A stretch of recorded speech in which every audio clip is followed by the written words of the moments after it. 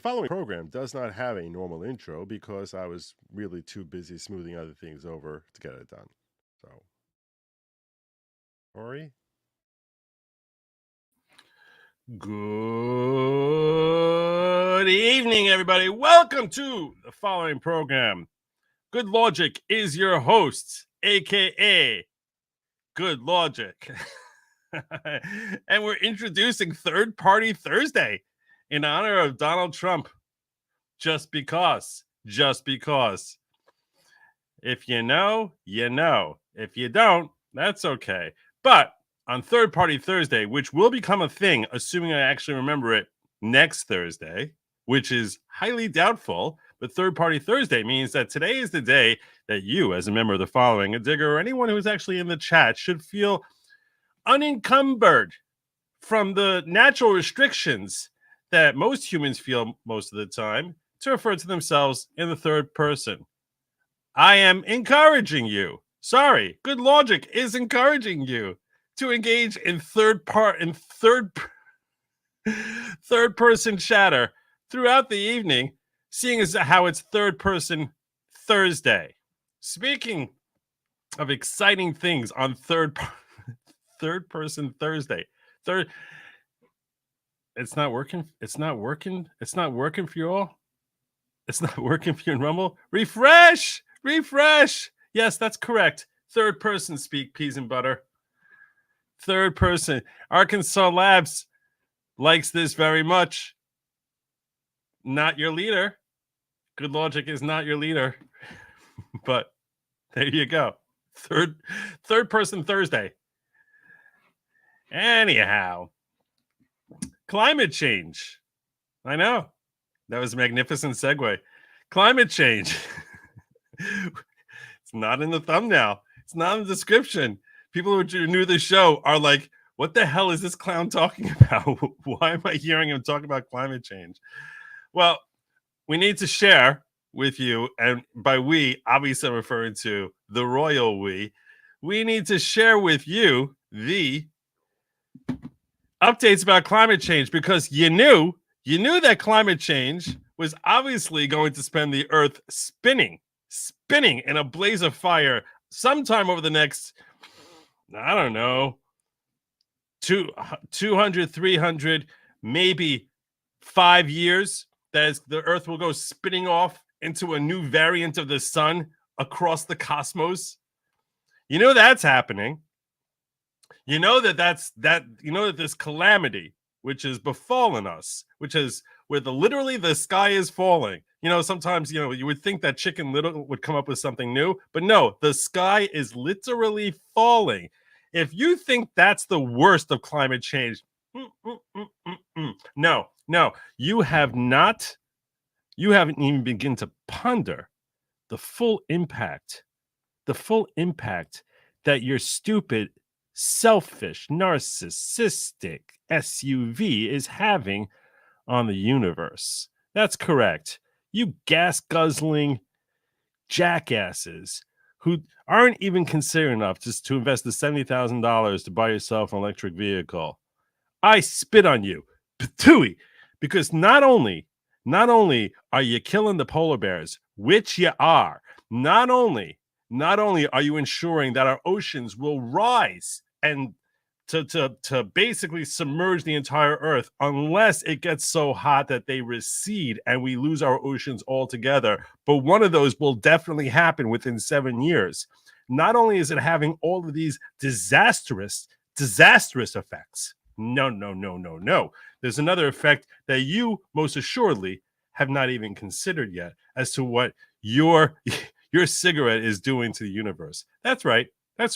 You Christmas carolers who gather around the fireplace and don't think twice about burning those Yule logs. Shame on you. That's right.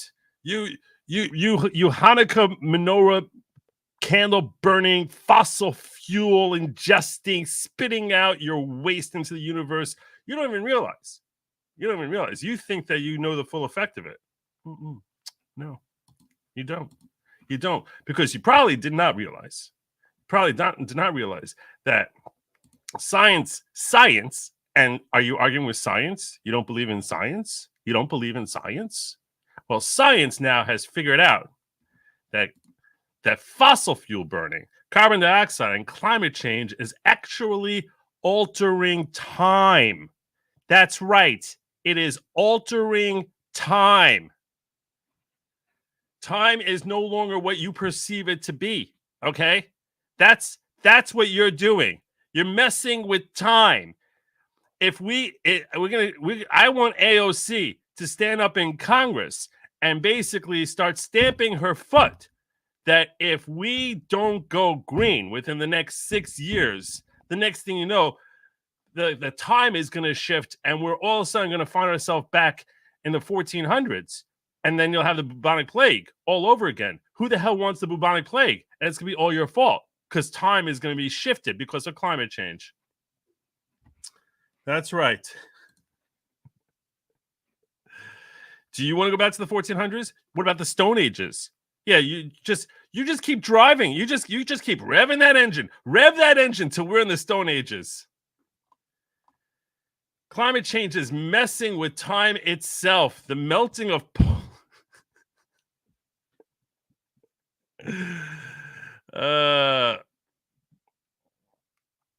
it is.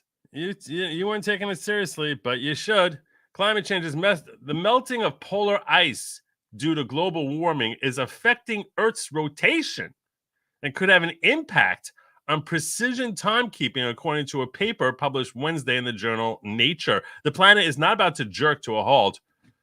Phew. Because if science told me it was about to jerk to a halt, I would have told you about it. I would have believed it because that's what science says.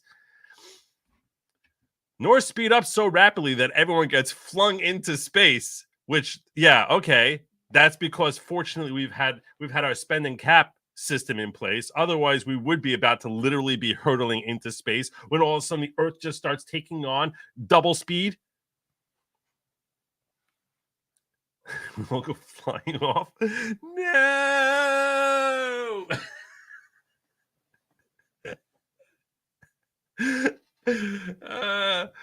All these scientists, which basically means any high school kid, all these science experts who are, any 11th grader in an elite private school will tell you that that they don't want to have kids because they don't want to have to see their kids go shooting out of their arms when the Earth suddenly goes into double speed and everyone goes flying off into space. No, I told you. How dare you?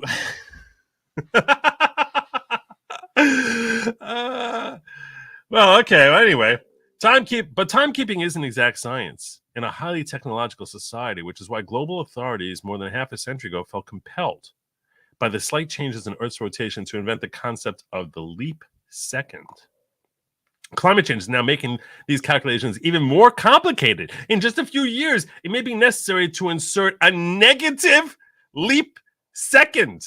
So we used to, before you were polluting the atmosphere, completely disregarding the flightless penguins who can't escape from the warpath on Mother Nature that you're so inclined to just go ripping through the universe. We used to need a leap second. Now we're going to have a negative leap second. Which, if you add a leap second plus a negative leap second, I don't want to be. It'll make your head explode. It'll make your head. It's like the meltdown of the core of the Earth. That's essentially what we're talking about here, you selfish pricks. Climate change. In just a few years, may be necessary to insert a negative leap second into the calendar to get the planet's rotation in sync with coordinated universal time. Quote, global warming is managing to actually measurably affect the rotation of the entire Earth, said study author Duncan Agnew, a geophysicist at the University of California in San Diego. Things are happening that have not happened before. So I'd try to read the rest of this to you, but I'm afraid you'd be laughing at me. We would have 0 leap seconds. Just try to do the math on that. So we'll have to have a leap second and then a negative leap second. If you think about it, we can have like a leap 10 minutes and a negative leap 10 minutes like every minute.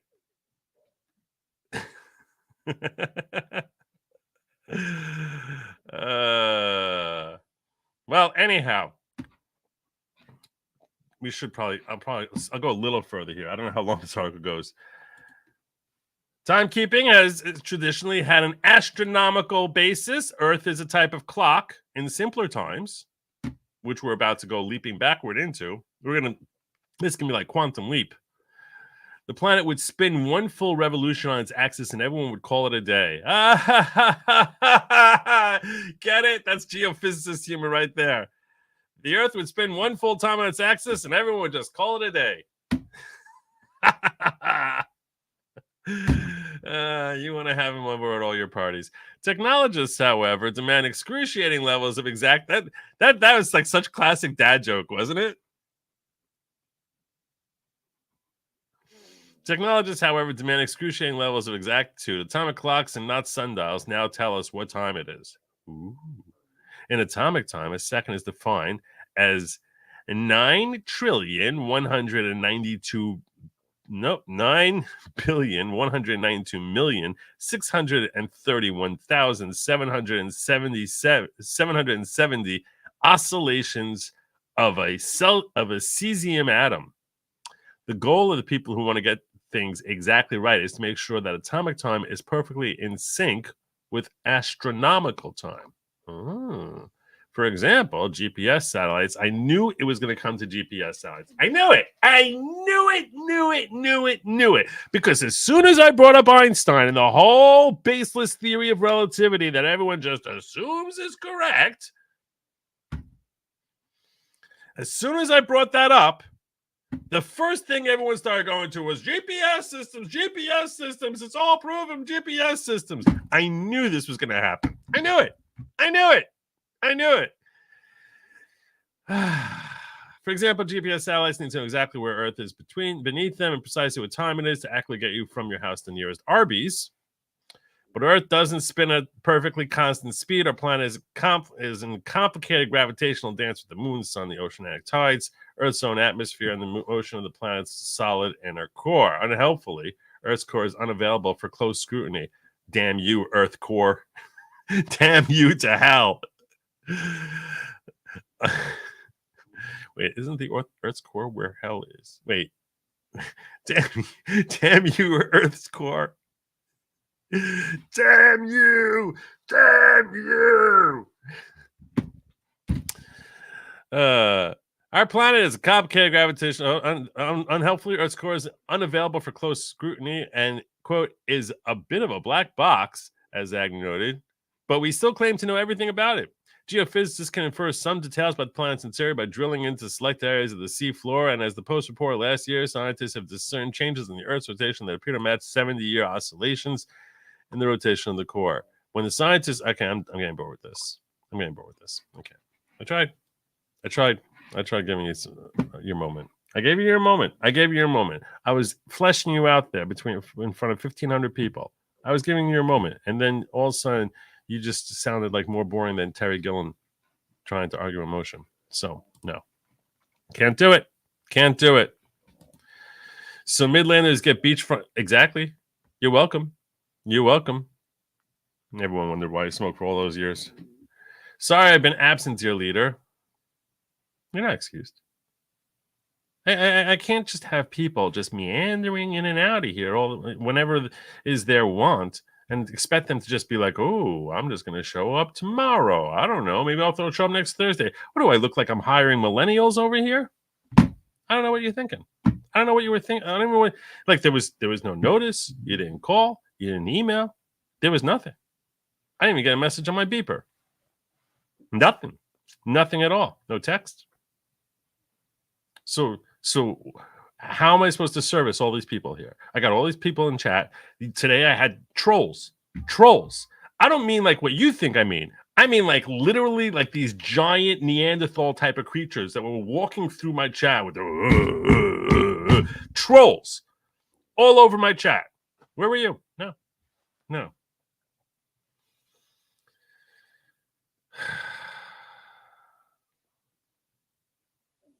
Fine. Just this once. This big job is taking all my time. I figure you can excuse my absence to complete an almost 20K shekel job. You got to feed your family. That does come first. Debbie says, I smoke in my SUV with the engine running. Measure that. Zam. That's right. You're you should basically do it in front of like I want to see you do that at some Earth Day rally.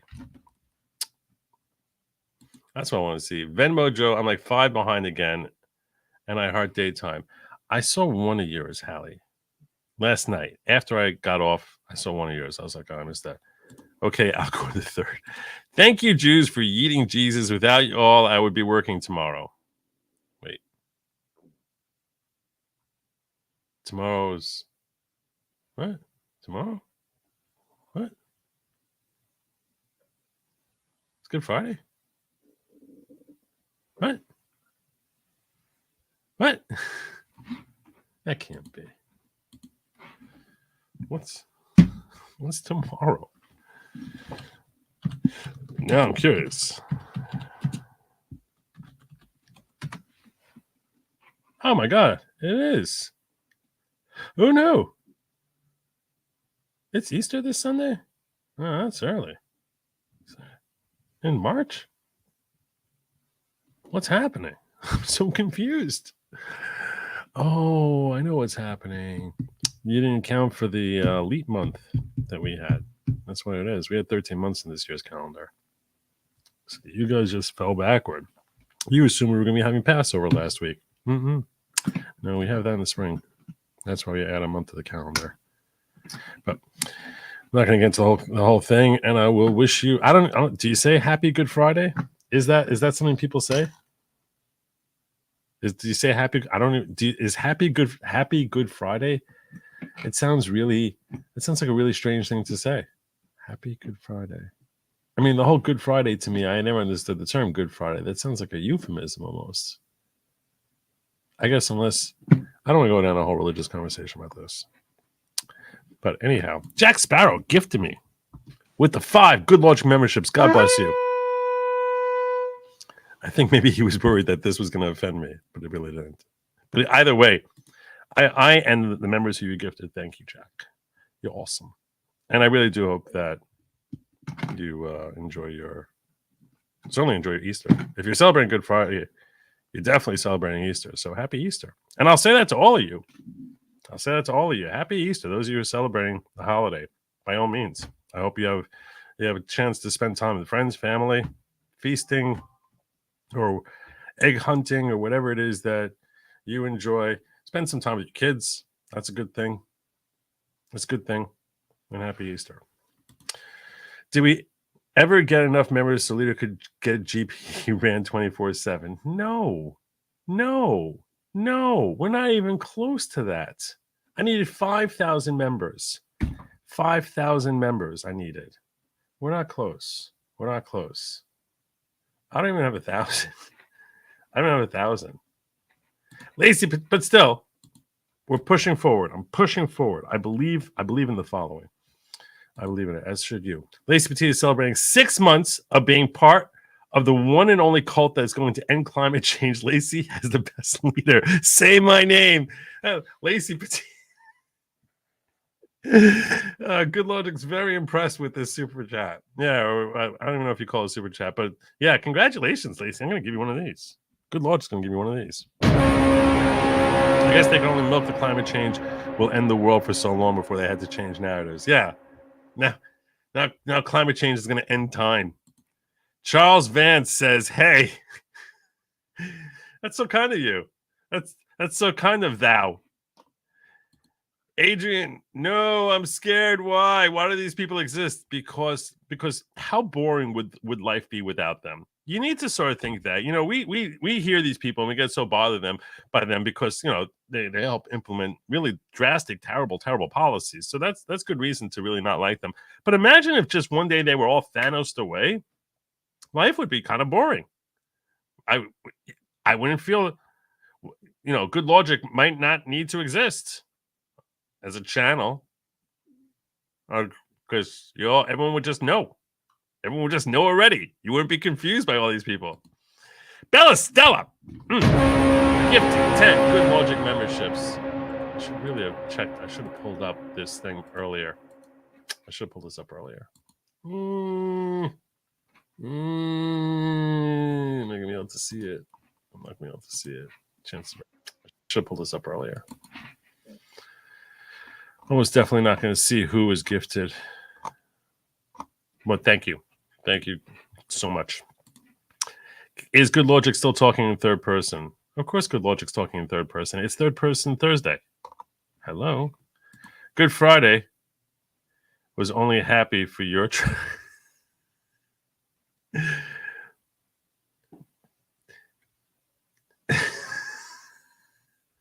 I don't know how to say that. I don't know how to say that. What am I supposed to say to that? What should I say to that? Well, why is it called Good Friday then? Why?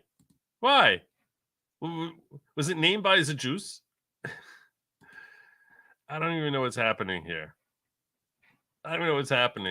Good Logic is confused. Good Logic is really confused. Oh, gosh. All right. Let's move along and talk about the swamp. Let's talk about the swamp.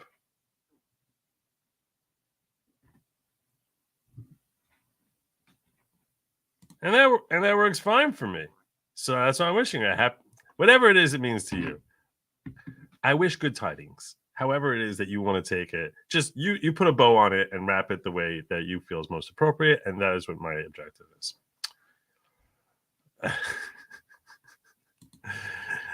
All right, let's get into this question I have, the main topic I have today, which is, can the swamp get rid of Trump? Good Logic is a little curious. Good Logic is mildly curious as to how a poll that he set up earlier what was going. Where is it? Let me check it out. Let's check out this poll.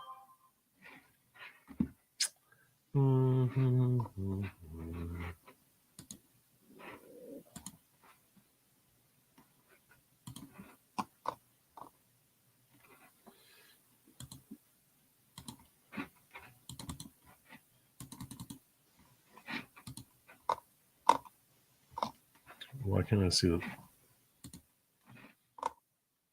There it is. Interesting. I put up a poll. Will we see Congress successfully try to remove Trump? Only 6% of you think that's crazy talk, not viable, and or not their ambition. 16% saying something they want but don't have the cojones to try. 64% of you saying they will try, they will fail, and 14% of you say good chance they succeed. Wow. All right, let's look at the story. Revenge of the Swamp. DC rhinos attempt to sabotage President Trump's re-election with retirements insurrection legislation. President Trump must work on counter strategy before it's too late, as reported by the Gateway Pundit, Paul Ingracia of the Gateway Pundit. What the heck does this even mean? All right, let's get this. Let's break this down. I thought he's gone. He is gone. He's gone. We don't need to think about him anymore. Don't even understand the reference. Don't even understand it.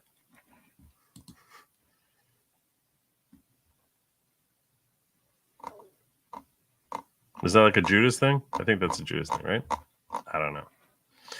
The Unipar is quickly scheming again to rig the system and prevent President Trump from ever becoming president. This scheme involves a two-part strategy. using a combination of strategically planned retirements of Republican House members, coupled with the passage of carefully tailored legislation to remove President Trump from the ballot on bogus insurrection grounds that would likely pass muster with moderate justices on the Supreme Court like John Roberts and Amy Coney Barrett, who prefer to avoid deciding controversial legal questions and risk being seen in a bad light by their liberal peers.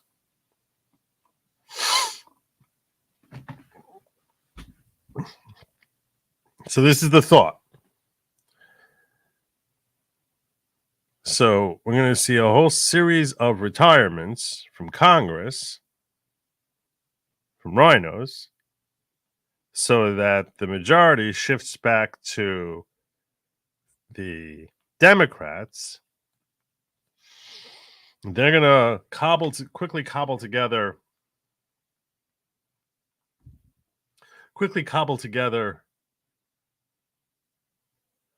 a new speaker, kick out legislation declaring Trump to not be to be ineligible to run for president under Section 3 of the 14th Amendment, and then rush that through the Senate and signed by Biden, and then it won't even be knocked out because Amy Coney Barrett and I guess Roberts or Kavanaugh will basically jump ship to the left and recognize that as a valid elimination of Trump from the ballot. Okay. All right. That's the premise here. That's what people are worrying about.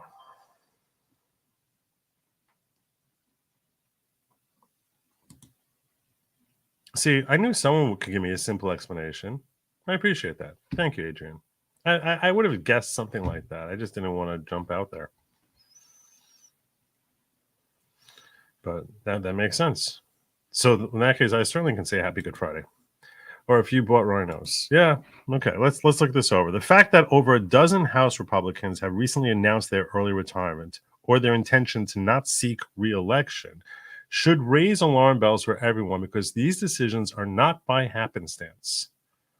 They are coordinated and serve the specific purpose to keep President Trump off the ballot. A dozen House Republicans? That does sound crazy high.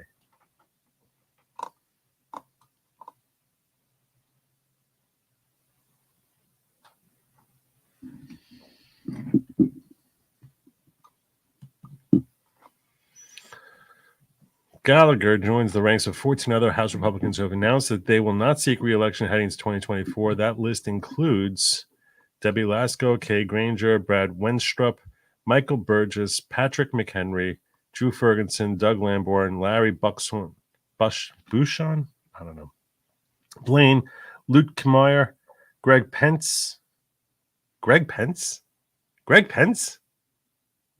from Indiana. Greg Pence. Is that Mike's relative, brother, son? Greg Pence, really? Jeff Duncan, Matt Rosendale, Kathy McMorris Rogers. A whole bunch of rhinos that you never heard of.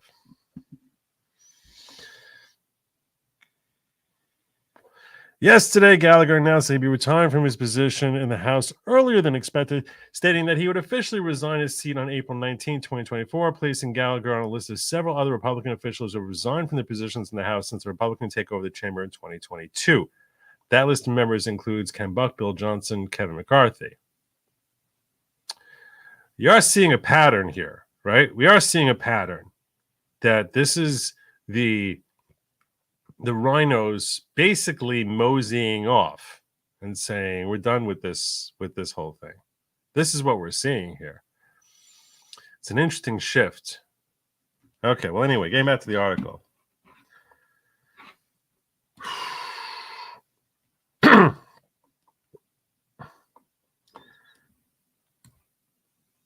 They are coordinated and serve the specific purpose to keep President Trump off the ballot, as their attempts at lawfare appear to be falling apart one by one.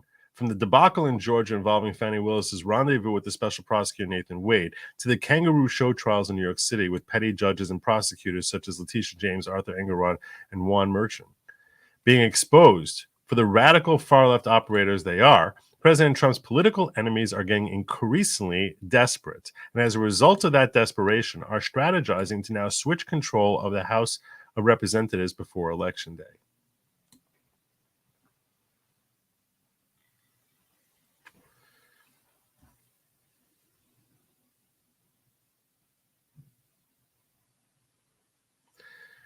Okay.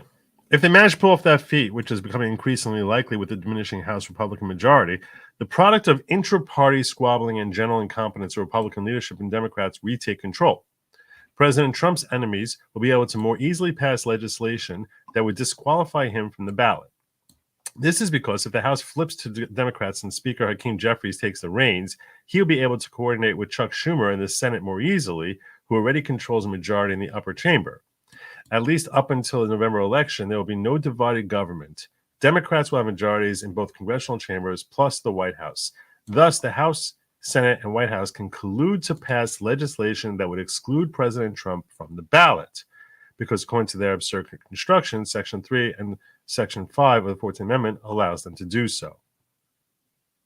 This is why the early announced retirements of House members like Mike Gallagher and Ken Buck and the forced ouster of former Congressman George Santos have received rightful criticism from the MAGA movement, including some of the most stridently pro-Trump congresspersons like Marjorie Taylor Greene and Lauren Boebert. The Mike Gallagher case is particularly illustrative of rhino subversion. And MTG was no holds barred in her criticism of the move. Gallagher, rather than step down immediately, announced that he would delay his retirement until April 19th. Under Wisconsin law, special elections to fill seat vacancies can only occur up until the second Tuesday in April, after which point the law requires the seat remain vacant through the November election. Thus, if Gallagher postpones his retirement until the 19th, after the second Tuesday in April, there will be no special election. Republicans will simply have to accept losing another House seat. Democrats will be one seat closer to reclaiming majority control. Gallagher's refusal to step down before the second Tuesday in April makes no sense whatsoever. It can only be explained as an act of deliberate sabotage. MTG took notice. On March 23rd, she posted that Gallagher should be expelled if he refuses to leave immediately, recognizing how his delay could ultimately cost Republicans the House majority, which that is actually a very intelligent comment by MTG. He should be expelled. He should be. That's an act of utter selfishness. Saying you're going to retire 10 minutes after the deadline for your seat to be refilled. I mean, that's outrageous. That's outrageous.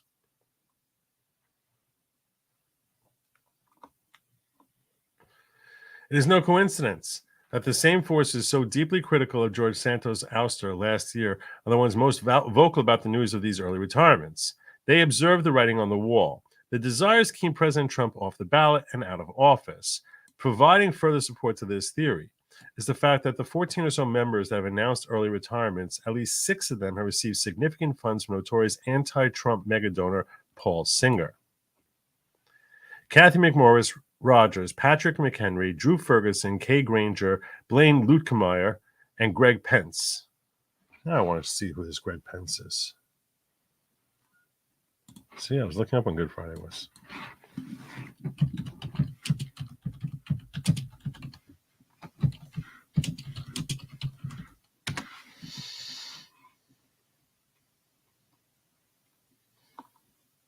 This is his brother.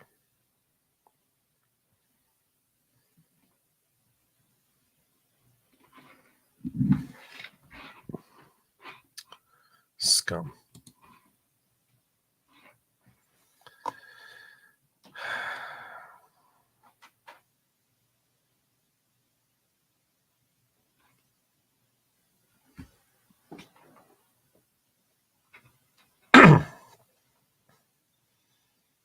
How would that not be a bill of attainder? Well, it would depend on how they would craft it.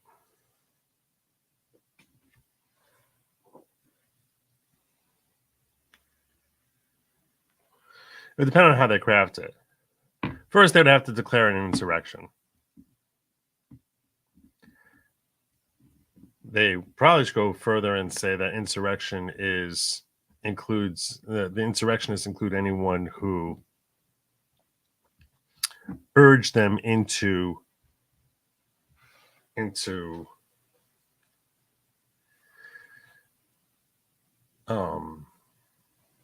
who incited insurrection, that's part of insurrection. If you want to be thorough, I want to try to think along the lines of my enemies. Okay, so if I wanted to get rid of Trump, how would I do it in a way that's most likely to pass muster with the Supreme Court? So I have to worry about bill of attainder. If you're unaware what that means, bill of attainder means you can't just after the fact go after someone and try and punish them.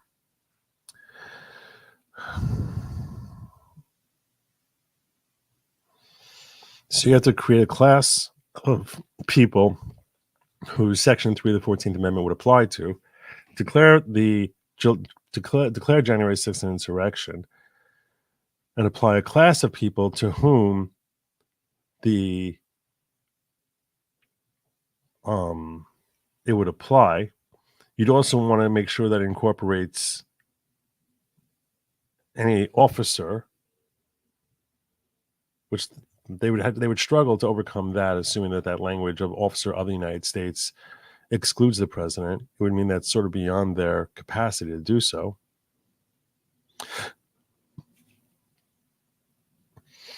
And I think they would be very reliant on the on the recent SCOTUS decision, which says that Congress has the power to affect whatever laws they need.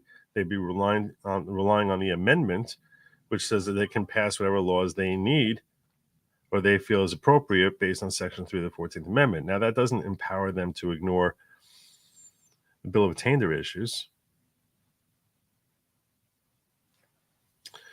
Well, the problem is, though, in order for Trump to succeed in Congress, in the Supreme Court, with a claim of that's a bill of attainder, he would need to have someone who's actually interested in having the cojones to stand up, which we have seen cowardice in the Supreme Court before. So I'll go a little further, and I'll probably dissect it further. Would they need 2/3 to pass legislation to disqualify, since it would take the same 2/3 to qualify him if you're disqualified due to insurrection? These are good questions. It's not even 2/3. I mean, you have to also ask about the filibuster in the Senate. I'll try to get to that as well. I don't think they would need 2/3 to pass legislation, though. I don't think they would need that. It would be like any other legislation. Congress has the power to legislate Section 3 of the 14th Amendment. That was what the Supreme Court said a couple months ago, or less than that, like a month ago. So I don't think that they would need the 2/3, no. It's only once someone's knocked out, to get back in, they would need 2/3. YouTube censoring my members chat about throwing a tea party if they pull this off. Send screenshot on locals. Oh, I have a feeling I know what you mean by a tea party. The SCOTUS Colorado ballot decision gave the D's a roadmap.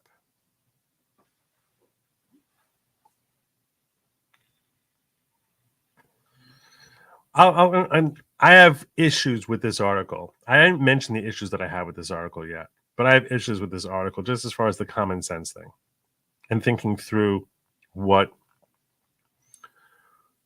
this is an over-reading of the tea leaves.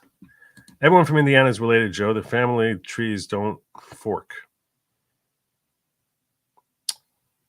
All right. Modern-day Benedict Arnold's traitors to the U.S. Oh, that's for sure.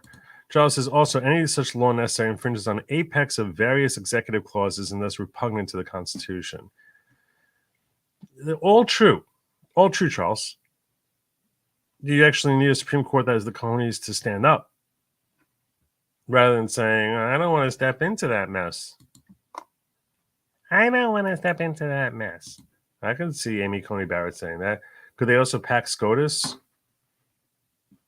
Presumably.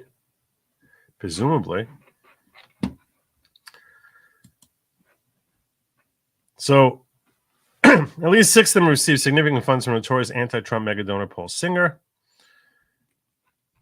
Singer, as smartly reported by investigative journalist Troy Smith and veteran political operative Roger Stone, also donated a whopping $5 million to Nikki Haley's failed presidential bid, which marked another attempt by the deep state to derail President Trump in his tracks.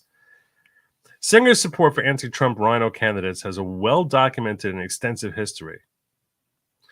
The billionaire has been unsuccessfully trying to thwart the president ever since he descended the Trump Tower escalator. In 2016, Singer poured over $2.5 million into Marco Rubio's failed presidential campaign. Singer also supported research into the universally discredited bogus Steele dossier after Trump was elected to the presidency and has been actively trying to stop the 45th president in his tracks ever since. What Singer and his rhino allies and other anti-Trump interest groups in the DC swamp are attempting to accomplish is quite blatant. Push enough Republicans into early retirement so as to give Democrats control of the House before November election. See, the timing is critical. The reason Democrats need to take control before November is to ensure enough Supreme Court justices will rubber stamp any legislation that might prevent President Trump from getting on the ballot on 14th Amendment grounds.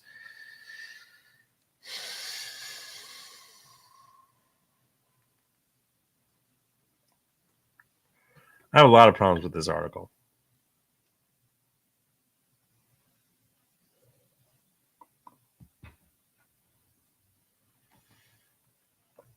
I have a lot of problems with this article. Never Trumpers are desperate enough even if they fail. That's possible. Here's the okay. If you think that this makes sense, and I get the feeling that a lot of you think that this makes sense. I mean, the poll I pulled up there said 64% of you said they're going to try this. Walk me through, because maybe I'm missing something here. So we have 14 members of Congress, the Republican Party, which I'll definitely grant you that's an unusually high number. But I'll talk to you about why I think that might be. In fact, I'll throw that out. I'll get rid of that right now. I mean, the rise of MAGA, to them, could be writing on the wall that they're going to be primaried out. And that's embarrassing to be primaried out.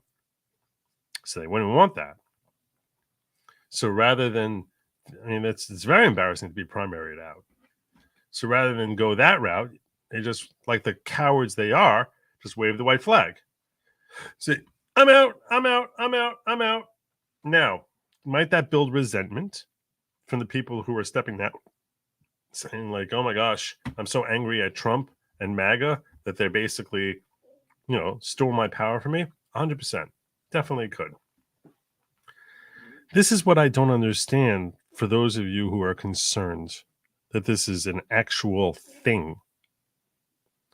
Why do they need to be out? Why would you need them out? Because otherwise, why couldn't they just, is it because of Mike Johnson? Meaning, why wouldn't they just join in with the Democrats in passing some sort of legislation without, and then use these people as votes? Obviously, these people hate Trump enough that they're willing to retire early to enable the Democrats to have enough power to do it. So I guess the reason that you would have to do this to retire is to sap Mike Johnson of his ability to kibosh this type of bill by basically leaving it dead on the vine, not raising it. So really, this is about Mike Johnson. So he needs to take the power from Mike Johnson, because if all these rhinos were to join in with the Democrats and get a majority of people to try and pass some sort of Section 14th Amendment legislation that's targeting Trump, even if they can get a majority, they would struggle to get it brought up for a vote because of Mike Johnson. So in order to get around that problem, he sapped Mike Johnson of his strength by giving the Democrats a majority. So what's the timing on this now? Let's think this through. What's the timing? The only one who's announced that he's retiring anytime soon is that Gallagher guy. The other 14, when are they going to do this? Are they going to, is it their plan to lead the Republican Party with no presidential candidate at all? Do they think that if he gets knocked off the ballot, whoever he picks as his VP is the one who's going to now become the president? Like that's how it would operate? Do they think they're going to be able to pick whoever they want? And that person would have any chance of winning an election? Do they think they're going to give it to the next person, the runner-up in the in delegates, and give it to Haley?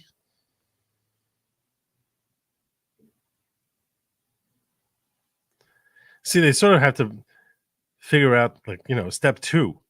Okay, if we're successful, then what happens? I can't believe that they would just be like, no, we're just getting rid of him, and we're not going to have a plan for what the because that would be just suicidal for the entire Republican Party. And their friends and colleagues who they're leaving behind, who are not retiring, who may be neocons like them, will be furious with them. I'm just trying to figure out exactly why this would operate the way it would, the way that the speculation is going down. You're saying that I'm correct that Johnson as speaker wouldn't bring it to the floor. Jeffries would. They use superdelegates at the convention and give the nomination to Haley. GOP needed Dem cover. All right.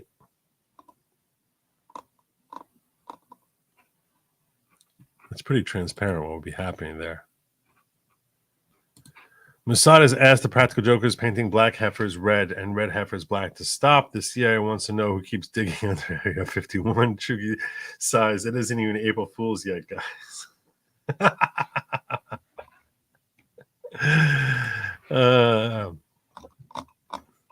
The red heifers. It's pretty funny because once a year, I heard also talk about red heifers this week. Once a year, in the portions of the Torah we actually specifically read the portion of the Torah that relates to the red heifer, and that's actually this Saturday. So, you guys, all prepped for Parshas Parah. All right, let's go back to this article here. This just sounds very, very convoluted. This sounds like it requires a great deal of orchestration from a body that I question how they managed to take a group picture with each other. And it sounds like a lot of coordination here on the timing and the roles, and then coming up with the legislation. And then you would need that legislation to work its way through the Senate. And then when it gets to the Senate, how's it not going to get filibustered? There would be a filibuster. Right? Because you're going to need, the way a filibuster works, is that they would just never let it get. How do you avoid that filibuster? You're not sure that you're going to get 60 votes in the Senate? Because you're going to need the 60 votes. Because someone's going to get up there and filibuster. Might be Rand Paul, might be Cruz, it might be Hawley, might be Johnson. A whole bunch of them are going to get up there and filibuster. So,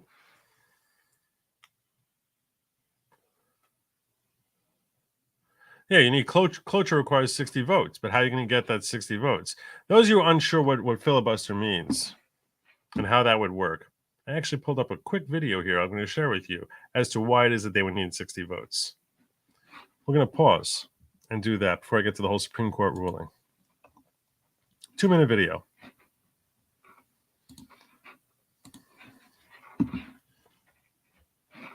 Because my first thought was, like someone asked earlier, wouldn't they need 60 votes? So let's talk about the filibuster, and I'll learn you something. Good logic will learn you something. This is Ron Elving, and welcome to my office hours. Today we're going to talk about the filibuster. People regarded it as a nuclear weapon. Just the most extreme part of your arsenal as a senator. You only used it for 1 or 2 issues that were absolutely the most important thing to you, like Southern senators and civil rights. The filibuster came about because the Senate has never really had very many rules that they really followed, and senators were allowed to extend debate for hours, for days, forever. And as a result, they were able to kill legislation without ever having a vote on it. The House and Senate have always had. So what essentially is, I'm sure you probably have heard of filibuster, and you're not sure what that is. You might know that it means someone talking on and on.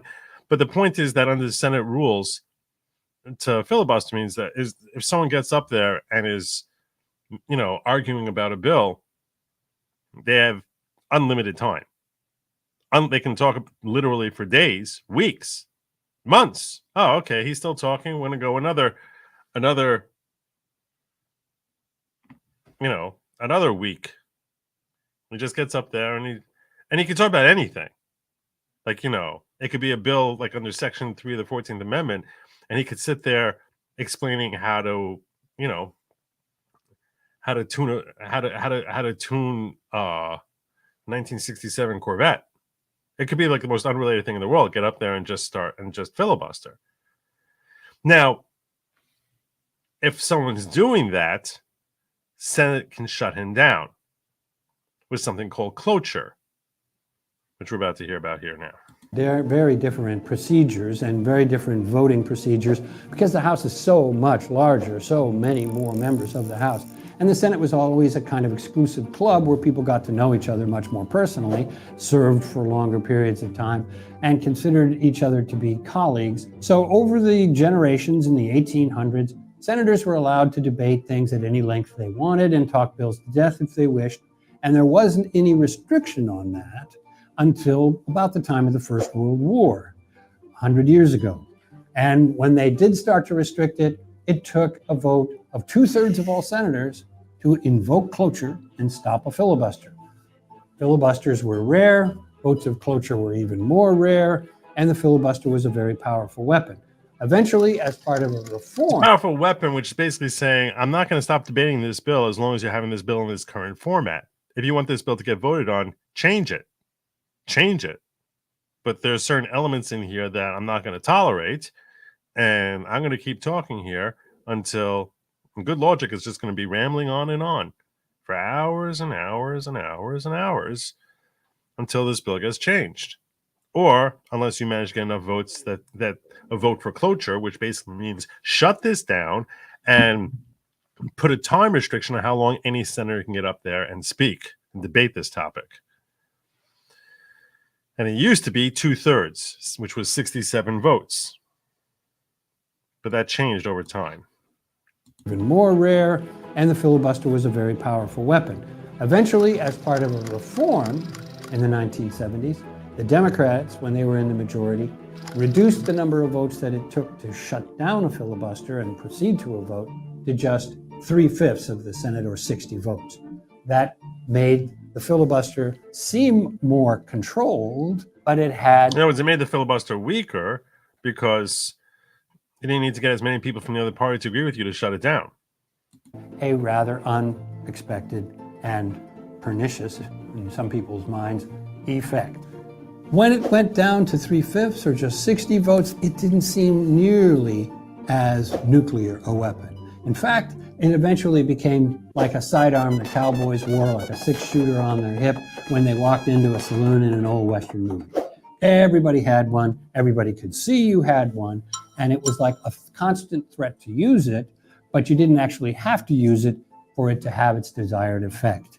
People used it to sort of threaten that they might extend debate without ever actually having to do it. And nowadays, any substantial action is subject to at least a threat of a filibuster. I'm Ron Elving. Thanks for coming to my office hours. So what that means, essentially, the last part that he was getting to there, I think Good Logic really liked that breakdown. So essentially, the point is, and the reason why people say you need 60 votes is because if you bring something up to the floor of the Senate, any bill that comes up to the floor of the Senate that doesn't have 60 votes, the side that's opposing it would threaten a filibuster, and then in order to they wouldn't even have to go through the filibuster process. They just wouldn't. The side that is advocating for the bill to pass would just be like, oh, well, we're going to end up having to get past the filibuster. We're never going to get 60 votes for the cloture, so it's never going to work. So that's why people look at it as if there's that when it comes to passing bills, you need to get 60 votes. Now, when it comes to appropriations, bills for spending money, so the Senate, I believe, allows for cloture to happen with only 50 votes.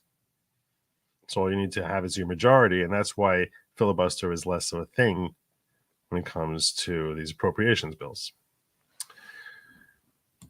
Watch party Rand Paul and Ted Cruz filibusters 12 years ago. Not doing that today.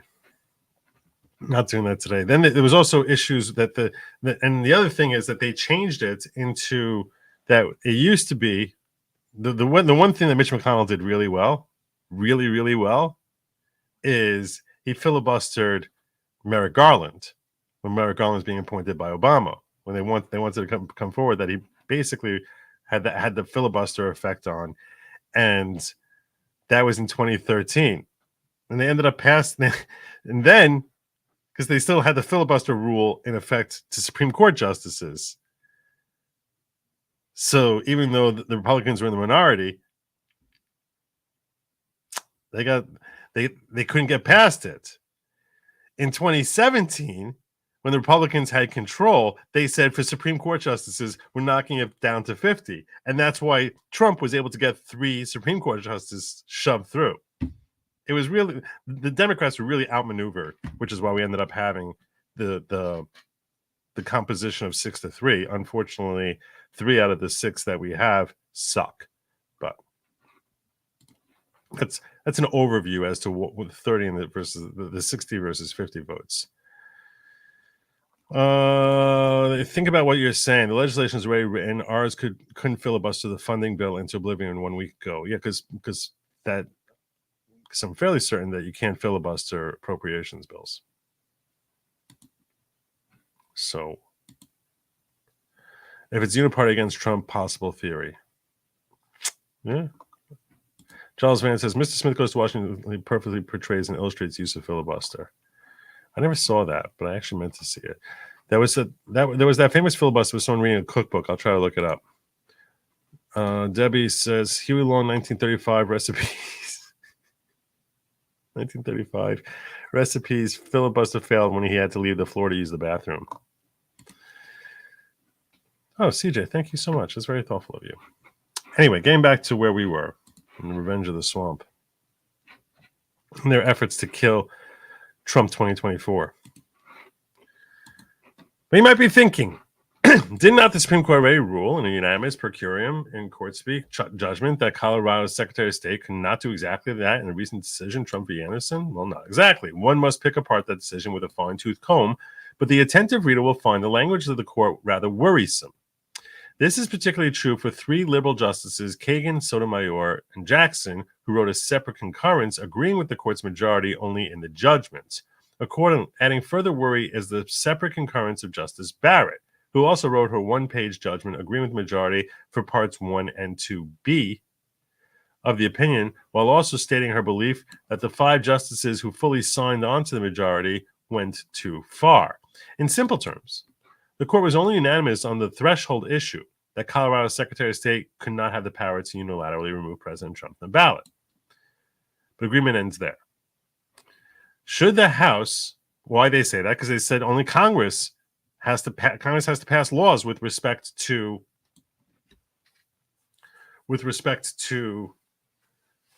Section 3 of the 14th Amendment. Should the House switch hands and a Democrat-controlled Congress passes enforcement legislation pursuant to Section 5 of the 14th Amendment to remove President Trump from the ballot, it's very likely that at least 3 justices will uphold the legislation. It's not very likely; it's a certainty that that those 3 women who concurred, Sotomayor, Kagan, and Brown Jackson, will they'll uphold that legislation for sure. And based on the language of her decision, Justice Amy Coney Barrett would be a toss-up. She's a bit of a coward. meaning she can potentially side with her liberal colleagues. If she winds up siding with the court's 3 liberals, it will only require one other justice, like John Roberts or Brett Kavanaugh, who have been known to be soft on politically hot-button issues, to jump ship. It's true. The fact that none of the judges were willing to rule on whether President Trump actually engaged in insurrection on January 6, 2021 is also troubling, because it suggests that the court would rather remain above politics rather than risking embroiling itself in a hugely important political controversy, providing clarity of the law, even if it meant alienating radical leftists who frequently resort to fear-mongering, bullying, and even violent threats to get what they want out of squishy justices. Now, good logic will point out to you that it was obvious before the Supreme Court even took the case, it was obvious that they would never decide on the issue of insurrection, because there were so many issues to knock it out before getting to that it's difficult. It was difficult to foresee that, and once it got knocked out, you just wouldn't go there. Under the law, I mean, Amy Coney Barrett, to some degree, is correct that once an issue is decided, you're not supposed to keep deciding more and more issues. If you are, it's not even necessarily something that would hold weight. It can be labeled dicta, meaning just add on language of the court, but not binding. So it was obvious they were never going to get there, because even if they went there, it might have been labeled dicta, and it's such a politically, it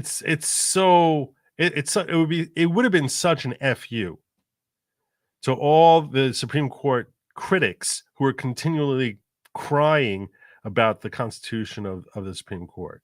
If they had gone there, I do think if they had gone there, we arguably would have seen an attempt to pack the court. The left would have gone nuts. If without even having to weigh in on it, we saw the Supreme Court just decide, say, oh, and P.S., it wasn't an insurrection. Whoa. That would have made the left go bananas. Bananas. Because you didn't need to go there, and you did. It's a way of basically saying to the Democrats, read between the lines. So it was always evident that it was very, very unlikely they were ever going to discuss that issue. And I talked about it, or Good Logic talked about it a couple times with other attorneys on this channel, as well as on other channels, and we all agreed that they just would never get there. They would never get there. While it's true the court paid some consideration to the prospect of the House switching hands before the election and passing legislation to exclude Trump from the ballot, it did not go far enough. Sure, the court took off the table the idea that Congress could pass legislation between Election Day and the Inauguration Day, when the result of the 2024 election is presumably already known, to prevent the duly elected president from taking office. This language clearly has President Trump in mind and is effectively stating that if Democrats have control of Congress and if President Trump is reelected, they cannot attempt to ram through last-minute legislation to prevent him from taking office on alleged 14th Amendment grounds in a last-ditch attempt to block him out of the presidency. Although that appears sensible on its face, already 4 justices, the 3 liberals and Barrett, clearly signal that they would not, at least at this point, be comfortable taking that option off the table. In short, 4 justices have suggested that they might uphold a last-minute legislative effort by a Democrat-controlled Congress to oust President Trump even after he had already been re-elected. If that is true, then certainly the 4 would support enforcement legislation to remove President Trump from ballot while he was still candidate Trump before he was elected. If they're willing to even consider it after he's elected, obviously, then before he's elected, they would certainly give that, weigh that as a possibility. They would likely do this despite the safety measures included in the majority's opinion to prevent congressional legislation from going too far, such as the language from the opinion that stipulates for congruence and proportionality between preventing or remedying the alleged misconduct and the means adopted to that end. So there you go. There you go. That's the concern. That's the concern. Okay. It's not even that complicated. All they need to do is pass a resolution stating January 6th was an insurrection and DJT was part of it and no new law required. Please ask Good Lawgic what he thinks of that. So Good Lawgic thinks that naming him specifically does feel like a bill of attainder, which could make it unconstitutional, or that portion of it unconstitutional.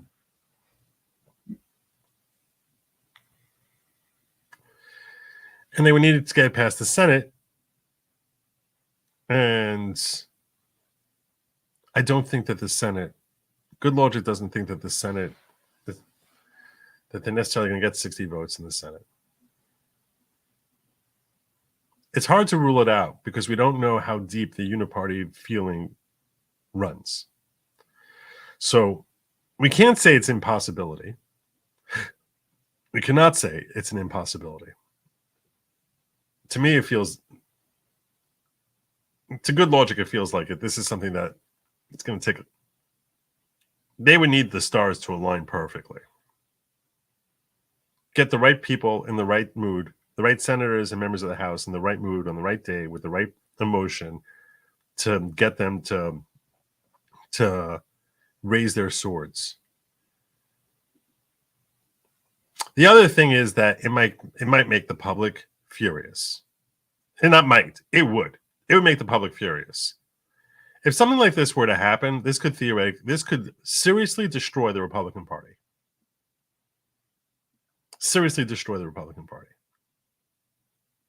If they're willing to take that poison pill, it could destroy the Republican Party.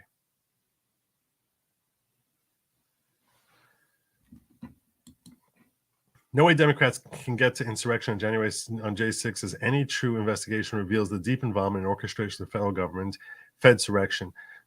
That's if there was an actual investigation and findings based on people who care about facts rather than feelings, right? The point that Debbie is making here is, why can't they just claim if Congress just, if they have the numbers in Congress to do it, because these jackass rhinos decide that they're going to, then that they're going to retire early and strip the Republican Party of its power by handing a majority over to the Democrats, so that this bill can actually make its way up through the House, get voted on, and then passed by the Senate.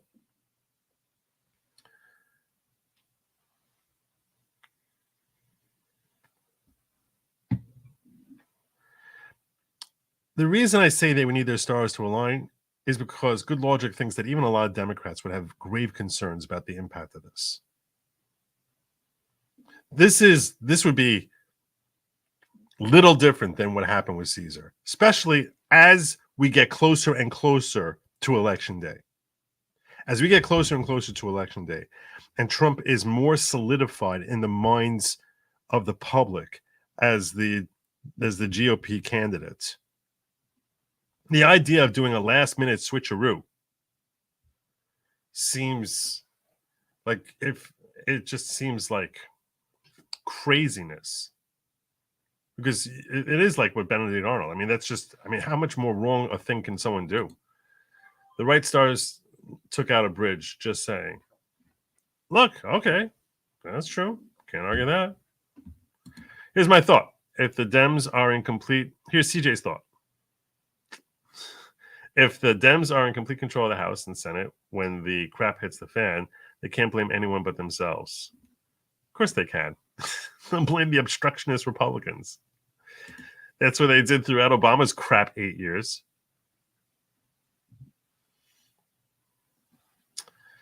CJ. We've seen it.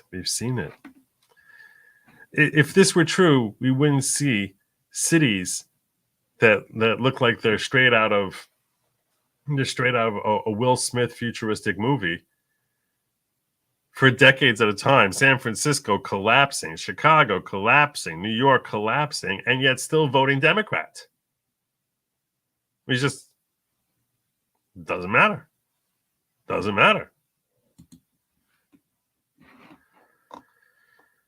We still see, Good Logic still sees idiots in his chat who are sitting here saying the economy is great. Look at unemployment numbers. Look at the stock market. Good Logic had that earlier today.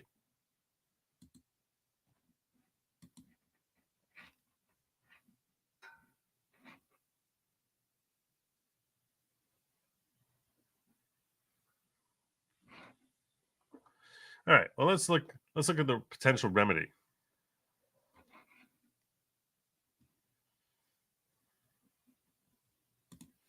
Why would they go through the hassle of a bill like this when the Democratic majority can just not certify when Trump wins?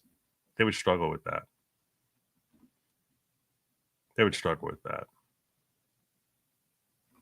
We'd be in Marbury v. Madison all over again. That's seriously the underpinnings of Marbury v. Madison, where they didn't want to issue commissions.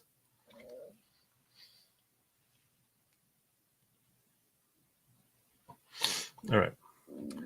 So what now? Well, the first and most likely important step in planning a counter strategy is to be aware of the problem. This piece goes a long way towards spelling out a potential issue by highlighting Republican chicaneries in the House and calling it out in its tracks, such as what MTG did with Gallagher, that could well go a long way towards subduing something that has the potential to blossom into a five-alarm fire.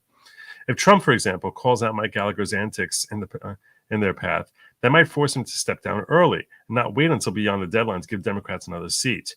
Putting a national spotlight on the issue by way of President Trump and his campaign might also prevent other would-be House Rhino turncoat members from pulling off a similar trick. It's true, because they're such cowards. Rhinos, by definition, are cowards. They don't have, all they care about is, their money, power, and reputation. They're complete cowards. They're not, that's what they're subserving into, is their own insecurities.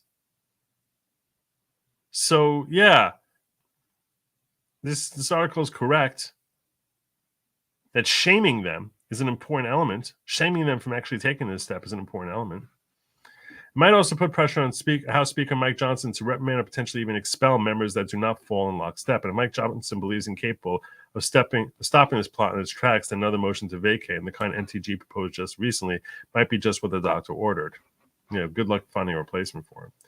As a matter of fact, if God forbid House Republican antics continue and they wind up losing control over the lower chamber to the Democrats, President Trump can and should coordinate with 41 senators, the number needed to prevent cloture of a filibuster, to ensure a blockage of any would-be insurrection legislation that gets passed. Yeah, if that happens, by the way, he has to start bribing some of these folks to make sure they're in his pocket. I mean, when I say bribing, he's going to have to promise cabinet positions. I don't mean giving them money. That would be illegal.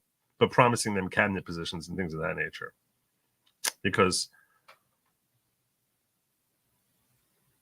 he's going to need a bunch, which would be a disaster if that happened.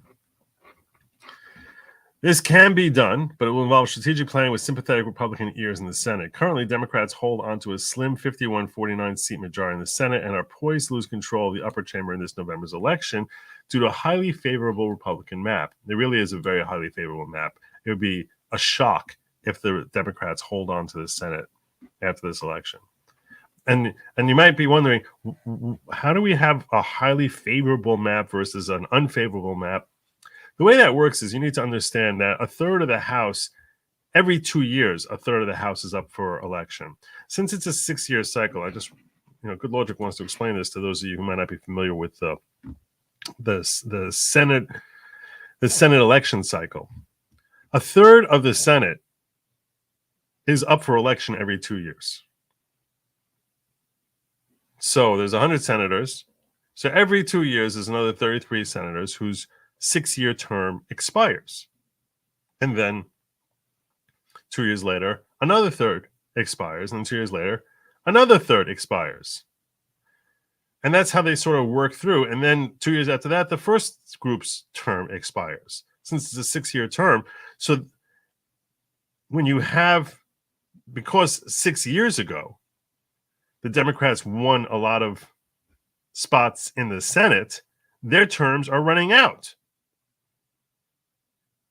In other words, when a party does well in one election cycle, so for that, out of those 33 people who ran in year 0 and got elected in year 0. So if in year 0 you have the Democrats end up getting 20 wins that year, well, that means 6 years later there are 20 Democrats whose seats versus 13 Republicans who are looking to get reelected. And the more seats that are on the ballot, the more seats that it's possible to lose.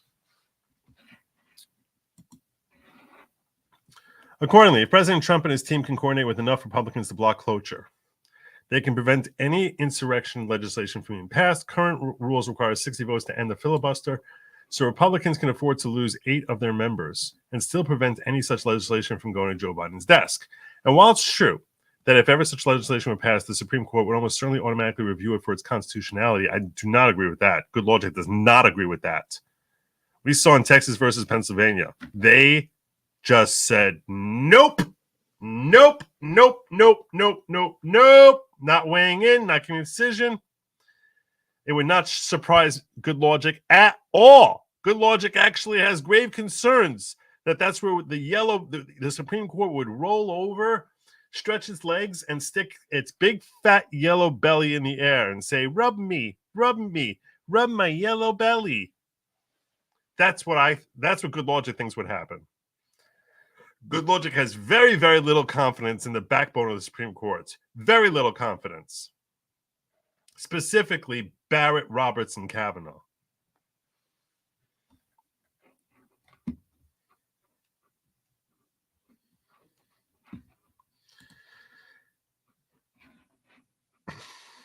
Given how high pressure the situation will be and the factors that are outside anyone's control, such as the circumstances in which such legislation is passed, it is best to prevent such a dire scenario from occurring ahead of time in its tracks rather than leave it up to the Supreme Court, a wild card, to decide when it might already be too late.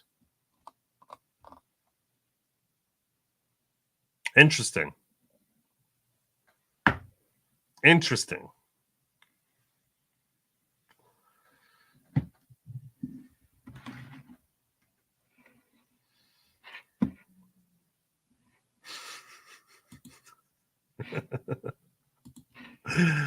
What do you guys think? What do you guys think? Do you think it's a real concern?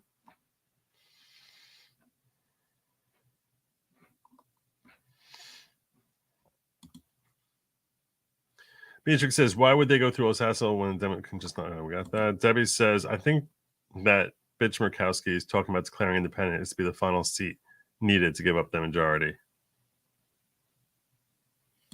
I can't believe that she won re-election. God. So Grifty shared this with me, which he told me he shared.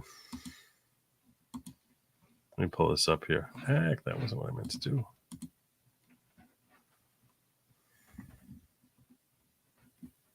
This is what YouTube did not allow.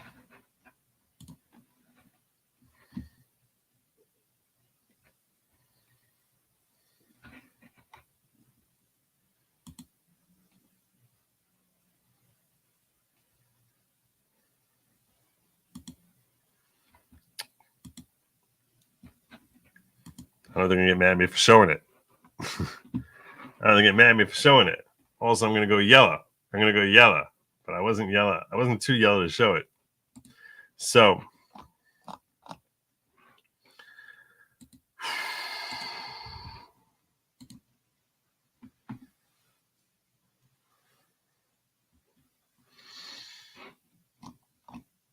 what do we got?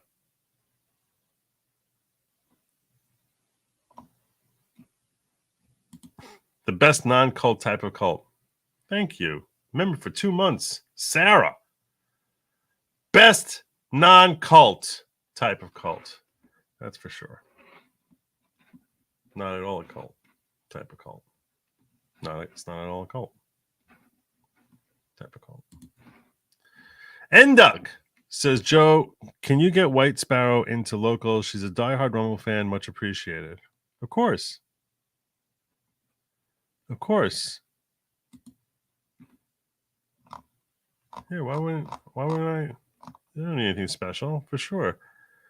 Angie says, I'm curious about these Jew tunnels. Can I get a ticket for a tour? I have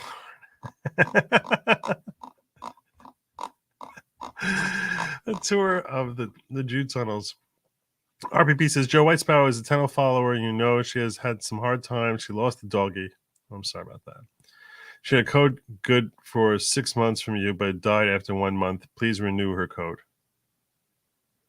Yeah, I can take care of that. I can take care of that.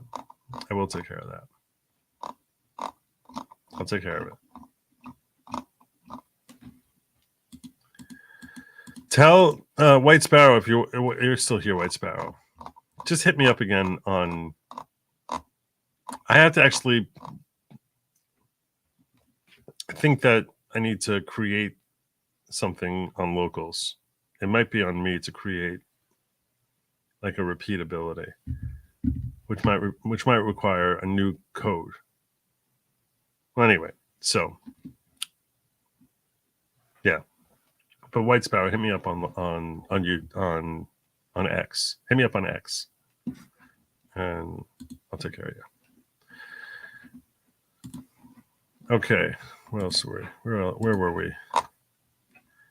The Senate picks up Michigan, Wisconsin, Pennsylvania, Nevada. Senate 54 Republicans. If that happens, could they pass legislation that allows DOJ to indict? No, because that would be ex post facto. That would be ex post facto.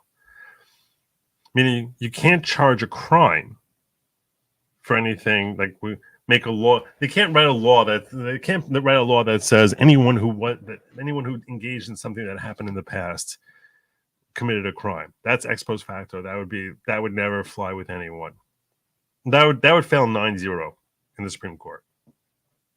Because that's a blatant, but this is not creating a crime. It's just creating an inadmissibility.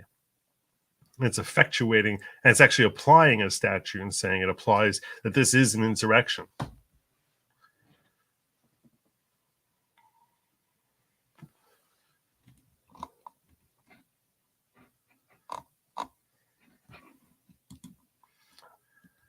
But good logic will tell you one more thing. Anyone in either house of Congress who has the audacity to sign off that J6 was an insurrection for any purpose, anyone like that, who has the audacity to sign off on that, should be sent packing so fast, so hard, the audacity to sign off and say this was an insurrection. Oh my God. All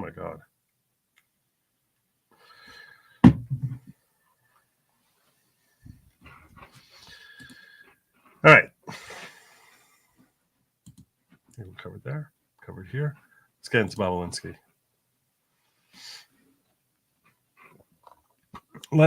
into Bobulinski. Where are you? That's not it. What is it? Okay. Y'all heard Anthony Bobulinski? All right. Well, he's former partners with the Bidens, the one who testified, exposing Joe Biden as the big guy. We watched some of his house testimony. Anthony Bobulinski, we watched that like a week ago. He's suing Jessica Tarloff of Fox News. What's the deal? What happened? Will this lawsuit work? In the United States District Court, Southern District of New York, where everything happens. It feels like every federal case in the country happens in the Southern District of New York. Everything happens there. On March 20, 2024, defendant Jessica Tarloff, a co-host on Fox News show The Five, lied about Anthony Bobulinski and Stefan Pesantino, saying that Mr. Bobulinski's legal fees are being paid by Trump's super PAC as recently as January 2024. Ms. Tarloff said this in response to Mr. Pesantino's representation of Bobulinski during his appearance before the United States House of Representatives Committee on Oversight and Accountability early that day. Ms. Tarloff lied to achieve media headlines and ratings and to serve her political agenda by deliberately besmirching the character of Messrs. Bobulinski and Pesentino. The assertion was unequivocally false and defamatory, and plaintiffs demanded a complete retraction and apology on March 21, 2024, and again on March 22nd. Petulantly, Ms. Tarloff failed to retract and apologize as more fully addressed in this complaint. Accordingly, Messrs. Bobulinski and Mr. Pesentino seek to hold defendant accountable for her malicious and knowing lies. Defamation. You defamed us by saying that Trump paid legal fees. Let's review what defamation is, because that's important in trying to understand the strength and or weakness of this complaint. So this is what we need to be looking for. It needs to be defamatory. It needs to be a derogatory statement of fact, not opinion, statement of fact that is untrue. In certain circumstances, when you have defamation per se, you do not need to have damages. When it's per quad, you need to show special damages. What are damages? Let's talk about special damages. Special damages means you need to show that you suffered a pecuniary loss. You need to show this is the amount of money I lost because of your defamatory statement. If the defamatory statement had never been made, I would have made X. As a result of the defamatory statement, I made less than X. And accordingly, you, the defendant, owe me the difference between X and the less than X. That is how it works with respect to defamation per quad, as opposed to defamation per se. With defamation per se, one need not show special damages. There's an assumption of damages, and that assumption of damages enables a plaintiff to prevail. So we need to know what's the difference between defamation per se and defamation per quad. Well, defamation per se means something. It means something that everyone would assume is defamatory. Anyone would take it. This is how it's taught in law school. Let's put it this way, because we're going to see that depending on the jurisdiction, not everyone defines defamation per se precisely the same way as opposed to defamation per quad. Quad in this context is a Latin term spelled Q-U-O-D. So defamation per se, if it's something that anyone who hears a statement would find that to be offensive,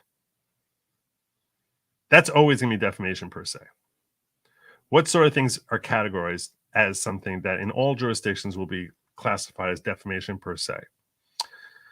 Claims about having a communicable disease that are untrue. All these are that are untrue. So I'm not going to say it every time. But a statement about someone having communicable disease, statement about a person's lack of integrity, whether it's thieving, lying, communicable disease, I think has to be, I certainly with respect to certainly a sexually transmitted disease, I believe it's any communicable disease. Those are things that you say that about anyone, and the society will shun that person. So we say that's automatically defamation. If it's not true, it's automatically defamation because everyone knows that that's going to harm the person. Per quad is what they teach you in law school, at least. Per quad is something that is not necessarily defamatory. It's not necessarily defamatory. But in its context, it's a derogatory statement. You need to know the context in order for the statement to be defamatory. This is what traditionally has been recognized as the dividing line between defamation per se and defamation per quad. Is it something that is obviously a terrible thing, or is it something that is harmful, but only if it's in a known context? The ramifications of this distinction is if it's something that is obviously terrible, you don't need to show special damages. If it's not obviously terrible, it's per quad, you do need to show special damages. Otherwise, you lose. Without special damages, you have no case. There's another element that I left out when I was describing what you need to successfully establish defamation case, and that is that if you, the plaintiff, are a public figure, which has a lot of different definitions as to how someone qualifies as a public figure, but if you qualify as a public figure, the defendant can only be found liable if you establish actual malice. Actual malice in this context means that the person who made the statement either knew it was false or has showed a reckless disregard for the truth. Is Tony Bobulinski a public figure? Almost certainly. He stepped into the limelight on his own all the way back in October 2020, holding press conferences about the Bidens. He's been called up before Congress because of these statements. He's been in the public limelight for the last 3.5 years. It is difficult to imagine that he will not be qualified as a public figure. Since he is a public figure, if he's going to succeed in any defamation case, he will need to show that the person who defamed him engaged in actual malice, that when they made the statement, they knew it was a lie, or had showed a reckless disregard for the truth. It's a very high standard. It's a very difficult thing to establish. Very difficult. A common defense that we have seen for defamation is it was not a statement of fact. It was a statement of opinion. We have seen courts apply that standard and label things opinion in very liberal ways, where people have made statements that do not sound at all like opinion, that the court has qualified as, nah, that's opinion. I think that's opinion too. That also sounds like it's opinion. Case in point that a lot of people love to point to is Rachel Maddow. We've seen it also with Tucker Carlson. Each of them were sued for various statements they made. And rather than try to say it was true, which is also a defense to defamation, they said opinion wasn't a statement of fact. My recollection of the Rachel Maddow case, I could be mistaken on the facts here, but my recollection in general is that she said, he's literally a Russian agent. Literally a Russian agent. And the court said literally did not mean literally.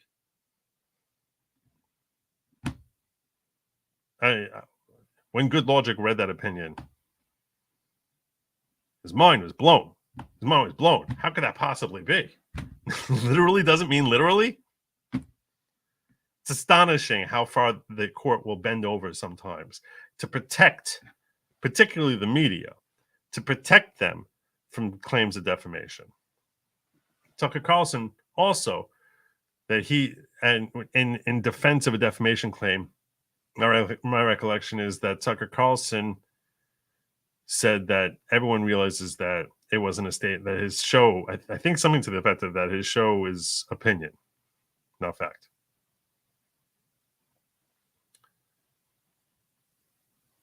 Which a lot of people have tried using that to bludgeon him as not a serious journalist.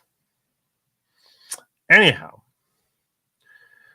so these are the different things these are the different elements we need to consider in the context of, will a defamation suit be successful? Now, in this context, you have Bobulinski, who's a public figure, going after Jessica Tarloff, who's a member of the media. So he's going to need to show that this was a false statement, that is a derogatory statement. We'll have to mull over whether this is defamation per se or per quad. Is this something that is obviously damaging, or is it not obviously damaging? And for that, we're going to have to look at the particular statements. And then we're going to have to assess, if it's per quad, try to assess, are there special damages here? And then the question comes up of actual malice. Did Tarloff know or have show reckless disregard for the truth? These are all the different factors which the court is going to examine and trying to assess as to whether or not this would even go to discovery, this case. So, with all of that in mind, now that I gave you your little background lesson in defamation law, we're prepared to move forward. It won't stop. We are on the good times. It's true. All right. So they come into court as diverse under diversity, saying that the parties are not resident in New York, neither Bobulinski or Pasentino, and Tarloff is a New Yorker, and accordingly is diversity, and this is damages in excess of $75,000. So boom, we get into federal court on diversity. I'm not going through that now because I don't care enough about teaching you the rules of federal rules of civil procedure. Bobulinski is a decorated Navy veteran, 6 years. He's an officer of the United States. Blah blah blah. Q clearance. Really important guy. Command chief, technology officer. Got a really nice resume. I don't really care about it in this context, though. Different awards that he won. Then after his military service, Bobulinski became involved in business ventures and eventually met Joseph Biden. In May of 2017, Hunter Biden subsequently engaged Bobulinski as a business partner to serve as the CEO of Sinohawk Holdings, a company designed to find investments in the United States. Ultimately, a partnership was formed between the Chinese Communist Party, Chairman Yi, through the surrogate China Energy, China Energy, which is CEFC, a CCP-linked Chinese energy conglomerate, and the Biden family. So Sinohawk basically hooks up with CEFC. Leaked emails eventually raised questions about whether Hunter Biden was profiting off his father's name when he was vice president of the United States. The email showed that Joseph Biden was aware of Hunter's business dealings with foreign nations and even personally benefited from them. No evidence! No evidence! No evidence! Who cares about emails? That's not evidence. They contradicted Joseph Biden's several prior assertions that he had no awareness of or involvement with his son's business dealings because he's a big, fat, stinking liar. Liar, liar, your pants are on fire. An email dated May 13, 2017 discussed remuneration packages regarding a business deal with now bankrupt Chinese company proposing an equity split of 20 for H, meaning Hunter, and 10 held by H for the big guy. The reference to the big guy was used by James Gillier to refer to Joseph Biden in emails to maintain confidentiality. Hunter referred to his father as my chairman. Bobulinski, who considered himself to be a political moderate, previously donated to members of the Democratic Party, decided to put principles above political party. He confirmed the veracity of the emails to the United States Senate and that Joseph Biden was aware of and involved with his son's business dealings with foreign nations and that the Biden family, including Joseph Biden, accepted money from foreign nations. Indeed, Bobulinski came forward because of the lies Joseph Biden was telling about his involvement with his son's business dealings. Bobulinski confirmed that he saw firsthand that Hunter Biden would frequently go to his father for his approval or advice for various business deals. Additionally, during the course of the business relationship, Mr. Bobulinski grew concerned that Hunter Biden was using the Chinese company as his personal piggy bank. Bobulinski needed to take certain steps at the board level to minimize that risk.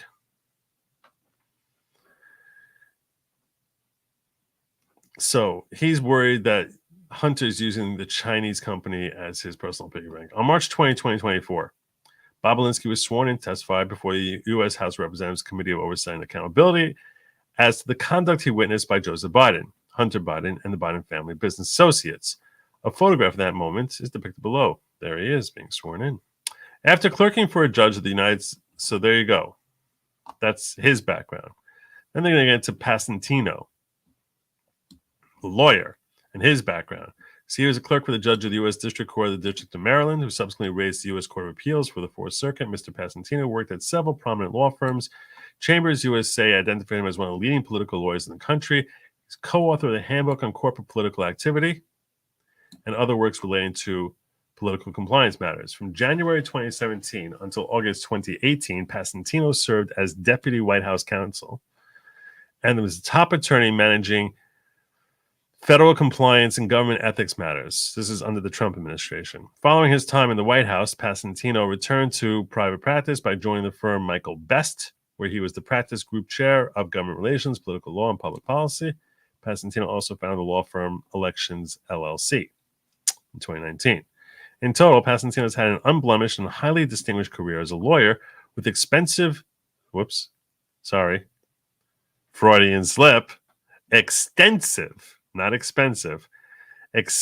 extensive experience handling sensitive, ethical, political, and legal issues for high profile clients. Then, on March 20, 2024, he represented Bobulinski before the U.S. House of Representatives.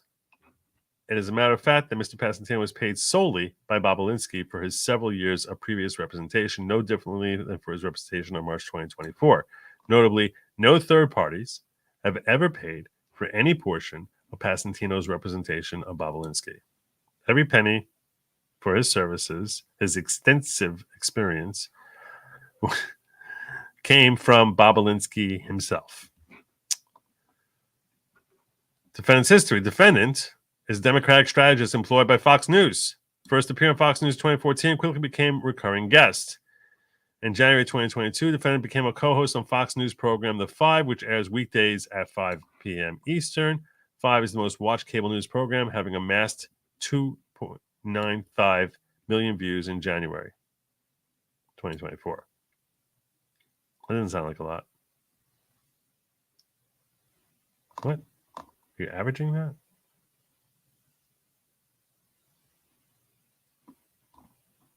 Wasn't Tucker getting 4 million a night? Okay. On March 20, 2024, shortly after Bobulinski and Mr. Passantino's appearance before the U.S. House of Representatives Committee on Oversight and Accountability, and during the live taping of The Five, defendant stated, okay, Tony Bobulinski's lawyer's fees have been paid by a Trump super PAC. That's as recent as January. Defendant deliberately and maliciously made this comment impromptu in an attempt to discredit Bobulinski's testimony to the U.S. House of Representatives Committee on Oversight and Accountability and to besmirch the character of both plaintiffs.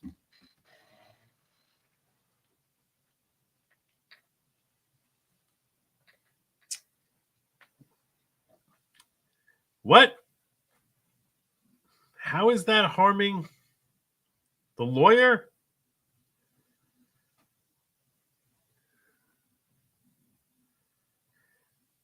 How is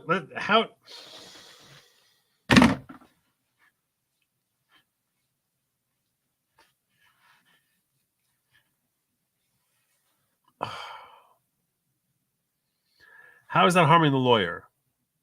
We need to think about how that's harming. I sort of sit down and figure out how it's harming Bobulinski. Which I guess you can say, okay, it's implying he's lying. He's been bought off by Trump.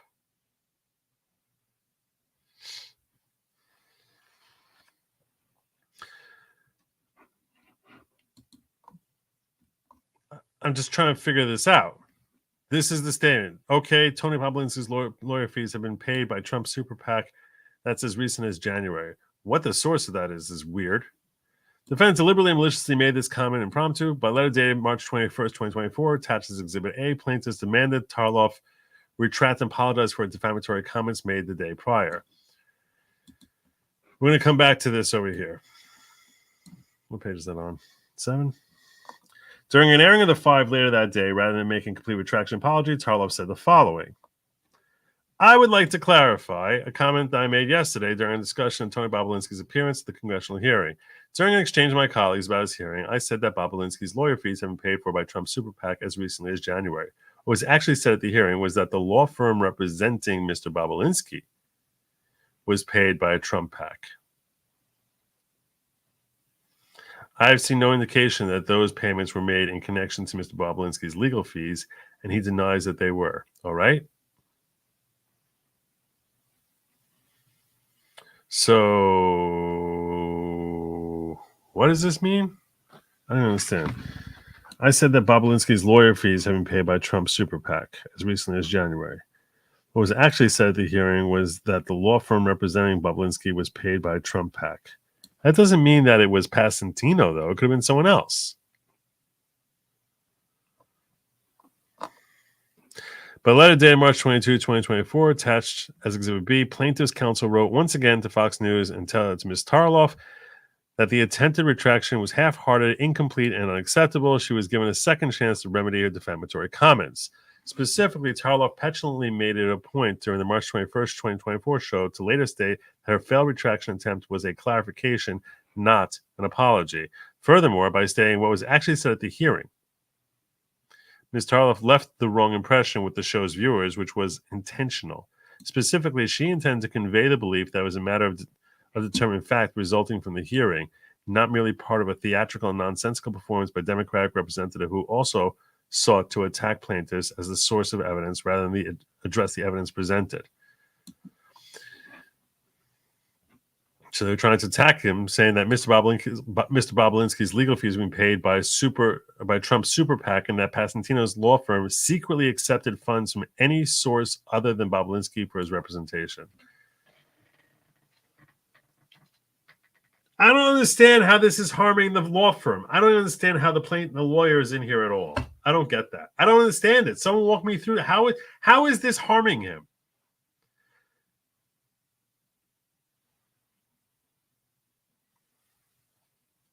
I don't get why the lawyer is a plaintiff here. I'm struggling with Bobulinski as a plaintiff. I don't get why the lawyer is a plaintiff here at all.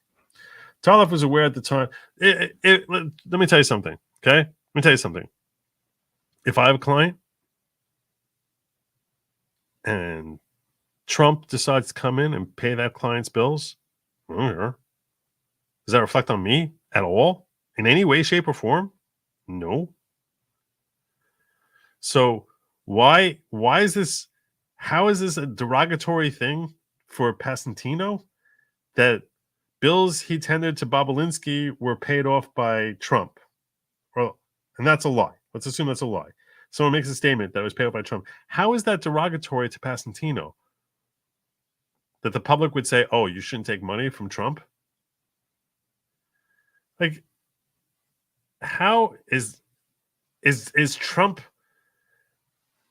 I don't get it. I don't get it. Now, okay, maybe I'm being naive.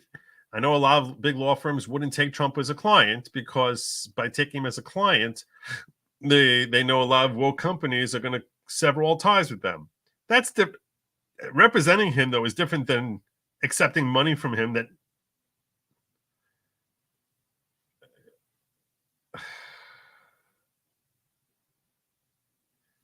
to me, this is a massive stretch as to how Passantino is in here.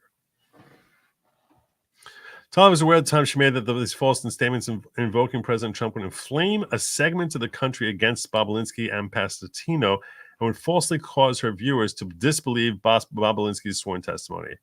As a Democratic strategist and consistent with well-established pattern of hostile and malicious intent to defame the character and reputation of anyone associated with Trump, such as Mr. Passantino, and anyone dared speak up against the Biden family. It's a matter of fact that since 2020, when Bobulinski first started speaking publicly against the Biden family, he has spent over $500,000 of his own money on legal fees. Neither Trump nor any persons or entities affiliated with Trump have ever paid for any Bobulinski's legal fees during this time. Additionally, Passantino's law firm did not accept any money from any PACs, Trump super PACs or otherwise, for his representation of Bobulinski. Given that defendant is a political operative and has a wealth of resources by virtue of working for a mass media company, defendant was aware, more than most, that a Trump super PAC was not paying Bobulinski's legal fees. So they're saying reckless. This is trying to establish actual malice, saying you show a reckless disregard for the truth. You're a political operative. You have a wealth of resources by virtue of working for a mass media company, and you showed a reckless disregard for the truth on this. Defendant was aware more than most Trump super PAC was not paying his legal fees. On the same day of her initial defamatory remarks, the 5 defendant reposted this article, which was posted by author of the Daily Beast, exemplary of her awareness and pattern of hostile malicious intent against plaintiffs. Trump's legal slush fund PAC burned its donors' money at the rate of more than $230,000 a day on legal expenses last month. So, okay. Payments and PACs are also available in public filings, none of which show a Trump-affiliated PAC paying for Bobulinski's legal fees. Despite this, defendants' lies attempted to gain views, support her political party, and defame and undermine the character and credibility of plaintiffs immediately after the Oversight Committee hearing, rather than the evidence presented. The hearing dominated a news cycle lasting a series of weeks in 2024.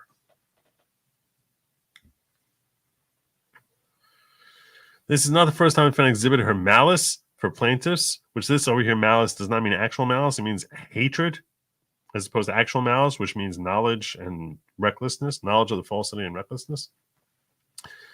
On February 21, the 5, while discussing Bobulinski, defendants said, "This is the path they've chosen to take, and honestly, I'm surprised that they have a high threshold for humiliation. Every witness they have called has decimated their argument." She continued, "Even Senate Republicans have not found Tony Bobulinski to be credible, so he gives a great cable news interview. I understand it's very compelling for people who want to believe Joe Biden is actually a gaudy mob boss." What? Those are obviously, but that's not what they're suing for, because that's obviously a statement of opinion. This is obviously a statement of opinion. Thus, while these attacks are not new, defendant has once again officially crossed a line by plainly lying about the funding of Bobulinski's legal fees. Her statements were patently false, extremely damaging, and maliciously defamatory to plaintiffs. Ms. Tarlow's animosity towards plaintiffs exhibits her malice that is completely divorced from any factual reality, and further evidences her complete reckless disregard for the truth. It sounds like you're trying to glom together her malice with actual malice, which it sounds sketchy. To me, it's a sketchy way of writing. Like, I see that, I'm like, I see what you're doing here. Like, you're trying to confuse me about actual malice by bringing up her actual malice. You're trying to confuse me that you met a burden of actual malice, the legal actual malice, versus the fact that she actually has malice. It's kind of irksome. Despite the falsity in defense allegations, many took it to be true. Shortly after defendants' lies, several accounts on X with over 100,000 followers began posting that Bobulinski's legal fees had been paid by Trump Super PAC. Defendants' malicious objective to besmirch plaintiffs had been achieved. So now we get to that's the backdrop here for the complaint.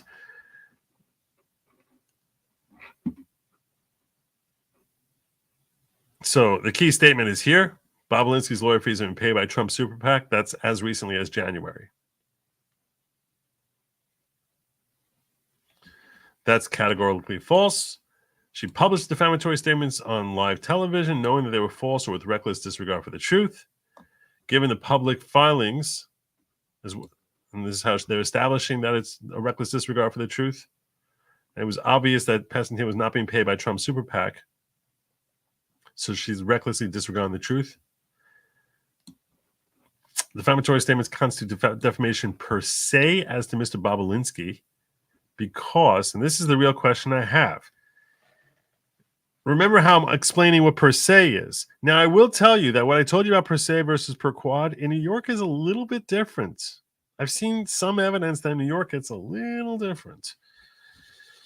Defamatory statements constitute defamation per se as to Mr. Bobulinski because by claiming that Bobulinski's legal fees are being paid by PAC, specifically a Trump Super PAC, defendants sought to destroy his credibility, and it subjected him to hatred, distrust, ridicule, contempt, and or disgrace by a certain segment of America and the world which lives in an alternate reality. In a world which lives in an alternate reality. All those crazy woke leftists now all mad at him.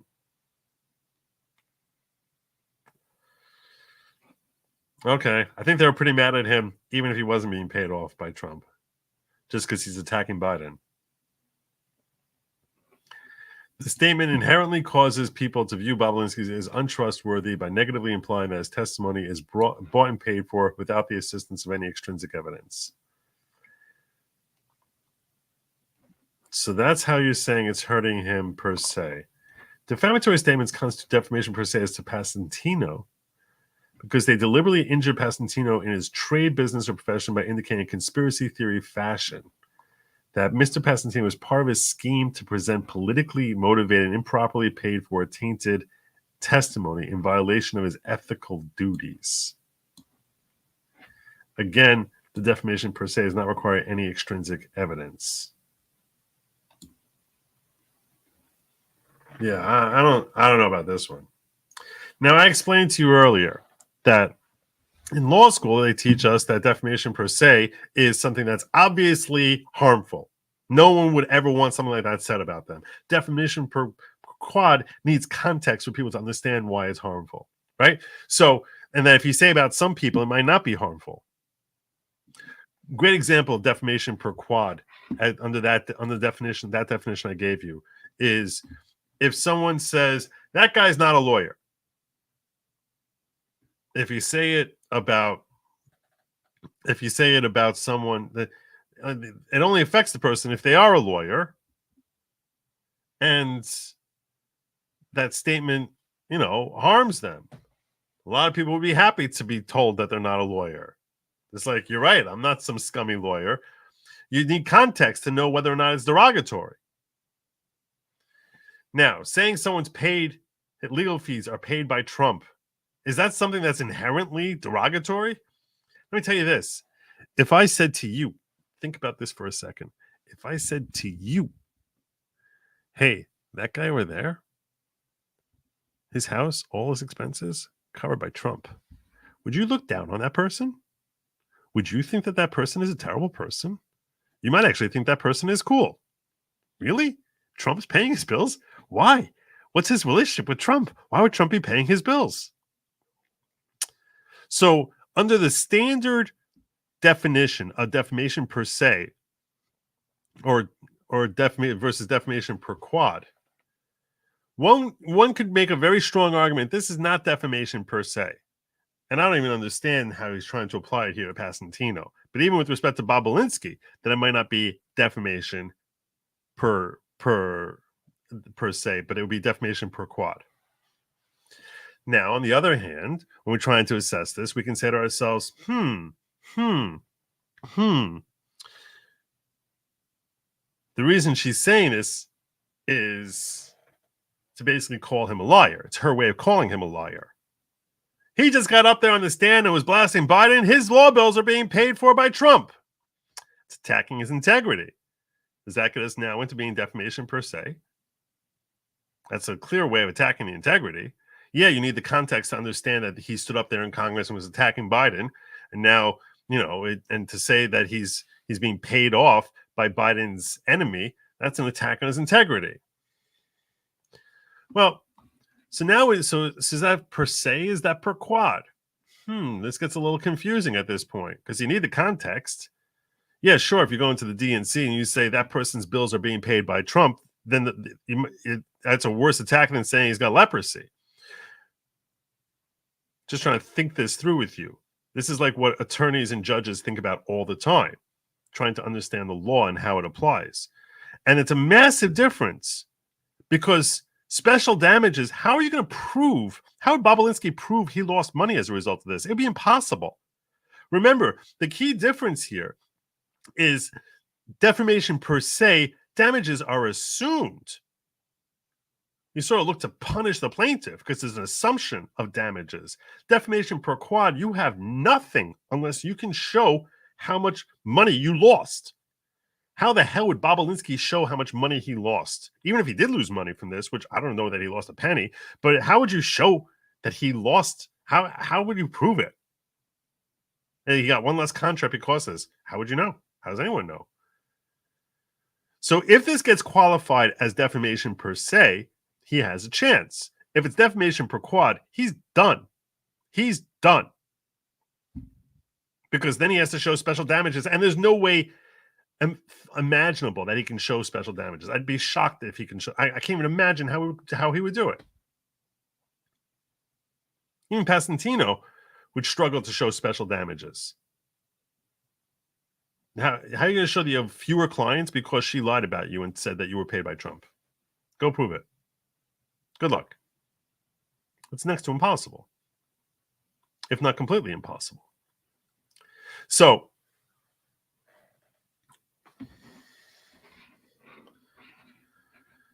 let's hear their definition of damages here. The defamatory statements have directly and proximately caused Messrs. Bobulinski and Pasentino to suffer significant damages, including damage to reputation, humiliation, embarrassment, and mental anguish, as well as their business ventures and profession. These damages are long-lasting and ongoing, will be suffered in the future, and were foreseeable to the defendant. But that's not anything quantifiable. And if it's not quantifiable, that's not going to be special damages. It's not going to meet the special damages yardstick. This is getting to the whole actual malice that she knew or reckless disregard for the truth. As a direct and proximate result, entitled to compensatory special and punitive damages. They're looking for the punitive damages. And you know, that's $10 million or such greater amount. Good luck. All right, count 2. Defamation by implication. So, when she said, on March 21st, 2024, in her failed attempt at a retraction, defendant stated what was actually said at the hearing was that the law firm representing Mr. Bobulinski was paid by a Trump PAC. In doing so, defendant intentionally omitted the context of the hearing. The full statement at the hearing to which the defendant referenced was made by Representative Jasmine Crockett, in which she stated, Bobulinski, I know that you take exception to the fact that your credibility has been called into question over and over. Do you know who Elections LLC is? Which is the name of his guy's law firm, Pasentino's law firm. I'd ask unanimous consent to enter into a record document indicating that the law firm representing Tony Bobulinski was paid $10,000 as recently as January of this year by the Save America PAC, which you may recognize as Donald Trump's PAC. Indeed, the full context of what was actually said at the hearing was a Democrat representative attempting to discredit Bobulinski by nonsensically trying to gather a true fact that the PAC has paid Stephen Pasentino's firm Elections LLC in the past for work completely unrelated to Pasentino's representation of Bobulinski in an attempt to imply defamatory innuendo and understanding by the viewers that the Trump Super PAC was paying Pasentino for representing Bobulinski. So what does this mean? This Chayra over here, Jasmine Crockett, wanted to mislead the public. So what did she do? She's like, oh, this lawyer you have, this firm has collected money from Trump's Super PAC. Oh, no, they collected money from the Trump Super PAC, but it wasn't related to that. That was a whole different client. Had nothing to do with Bobulinski. So what does that have to do with why are you asking that to Bobulinski? It's got nothing to do with him. It's a matter of just trying to taint him by association that this lawyer works for a firm that's gotten money from a super PAC, so that means Bobulinski's lying to us. What? How does that make any sense? It doesn't make any sense. But it's a matter of just trying to like throw together buzzwords.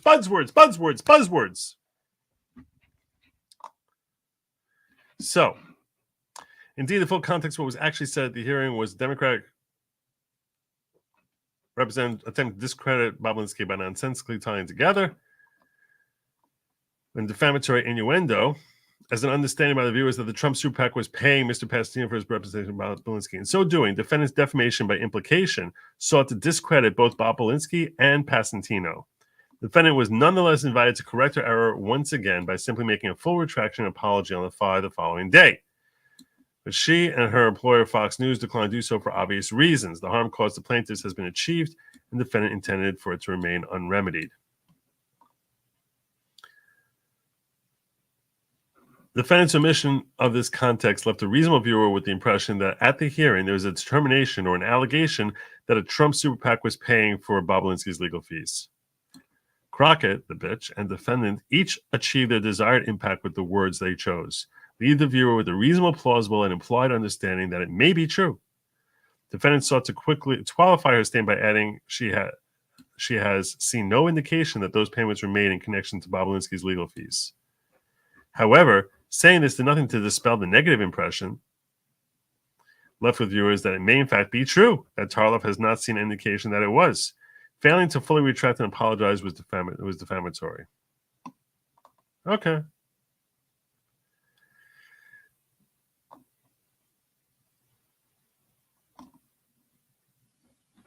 And she intentionally created the inference and is actually concerned that Bobulinski's legal fees are being paid by Trump Super PAC, blah, blah, blah. Okay. And so we won $10 million for this implied defamation. And finally, count 3.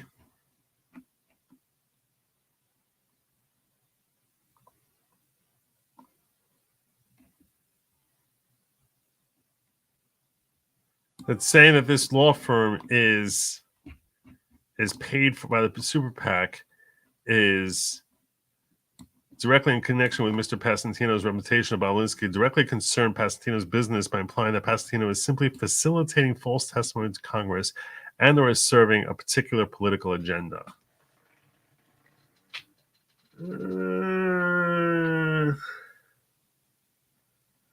Okay. I'm starting to feel a little bit more. Defendant intended her false statements to destroy Pasentino's reputation, ruin his ability to practice law, and harm him financially. Defendant reasonably recognized and intended the publication of statements about Pasentino would result in pecuniary loss to him and to his law firm and partners. Okay. Now, I should give you one more. I want to give you one more thing about the law to help you better understand why this may have a chance here in New York. And that is... Why is it not here? Hold on a second. I'm a little confused. It should be here.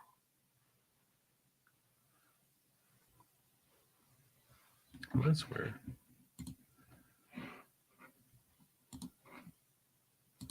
Oh, there it is. Okay.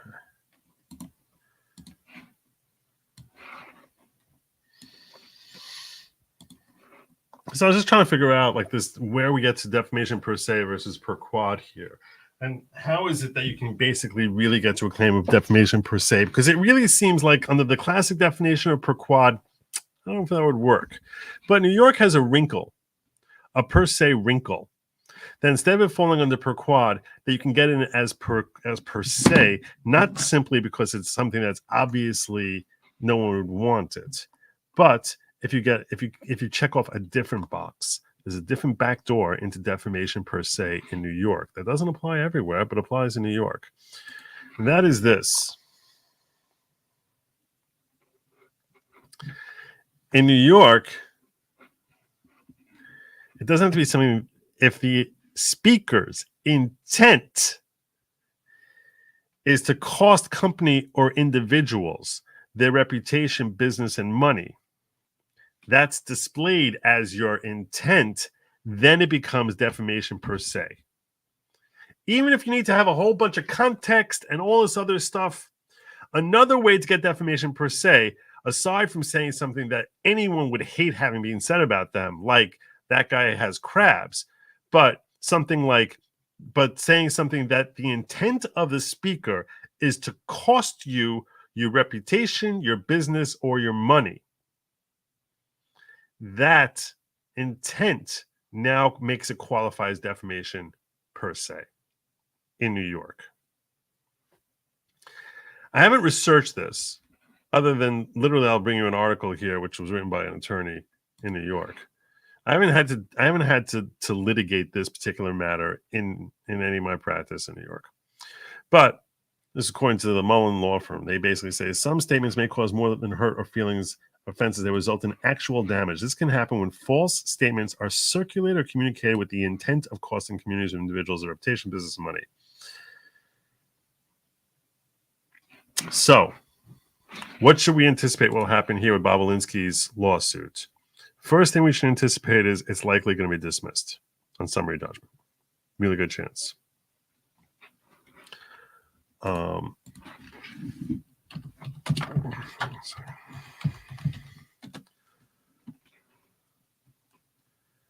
could. I mean, they'll probably bring an anti-slap motion,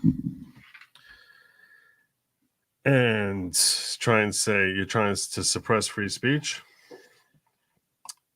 And Bobulinski and his lawyer, I think, are going to struggle to get past that because they're going to struggle to show the actual malice. Sort of. She could have looked it up, but that's not a statement of opinion. That this is what her opinion is, or that she was reliant on what she heard from this Jasmine Crockett woman.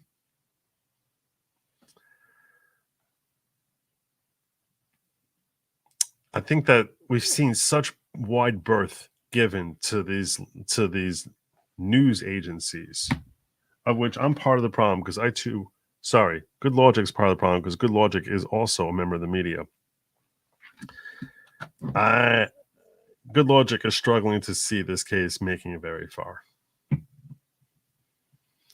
The third cause of action to me sounds a little bit stronger, but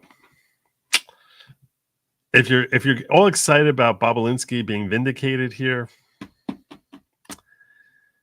this is like 50-50 that it's going to make it past the anti-slap motion. I think it's got real problems. It could be deemed a statement of opinion because we've seen far more overt statements that should not be qualified as statement of opinion be classified as statement of opinion. It could be that they say there's no actual malice and not reckless disregard for the truth. They could define it as being defamation per quad.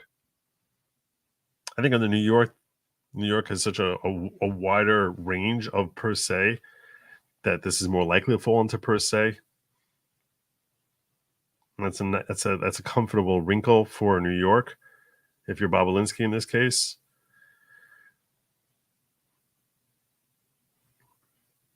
Good Lawgic will be very impressed if they make past the initial motions to dismiss. Just saying. Is it impossible? No.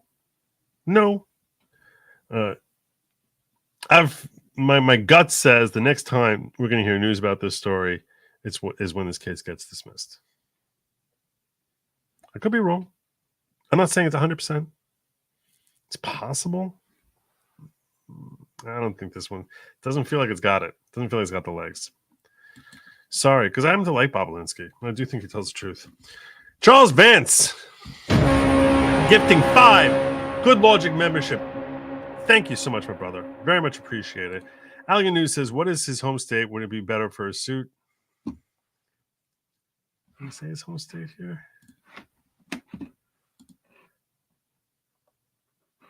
He just said he's not a resident of New York. Did he say where it was from?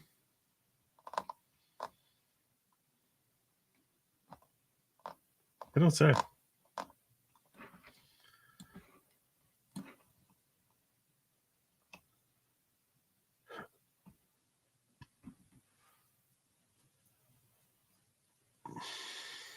That's pretty interesting.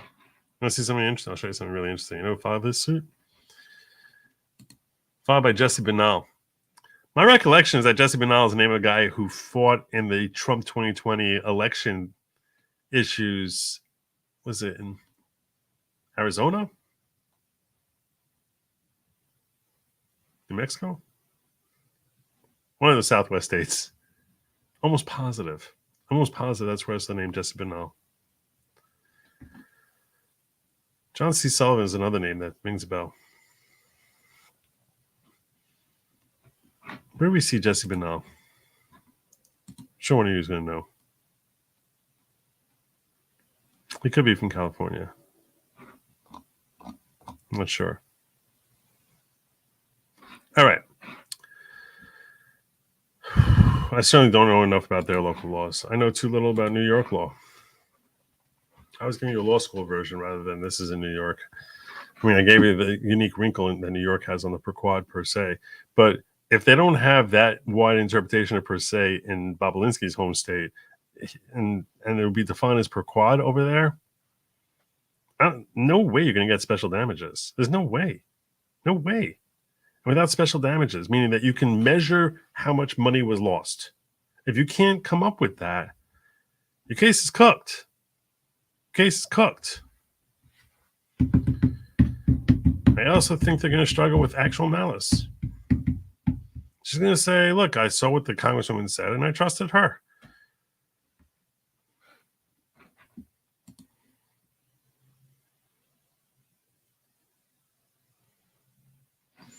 Anyhow, before we go, I want to share something with you that's going to amuse you. We start with the funny and we finish with the funny. Because that's how I roll.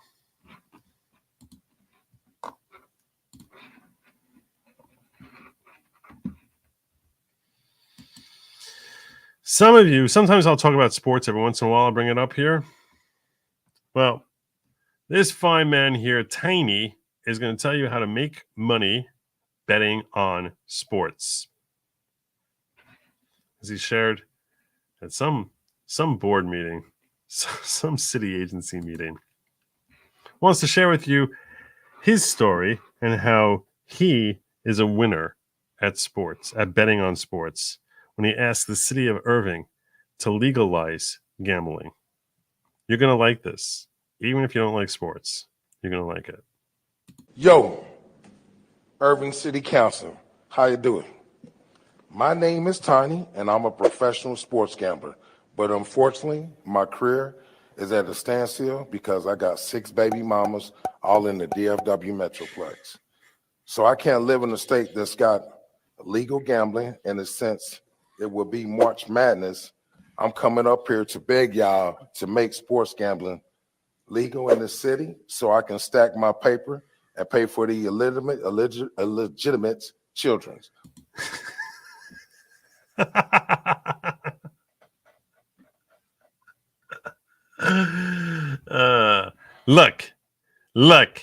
Look. Baby mama's got to get fed. I need to gamble. I don't want to do it against the law. The illegitimate children's that I got, they got to get paid. I assume that's an Asian accent that we're hearing from him. I know some people think sports betting is risky, but I got an unbeaten system that can put money in all y'all pockets. Seriously. My system is easy. I bet on the blackest and darkest teams in college sports because blacker the berry, sweeter the juice, and better the jump shot.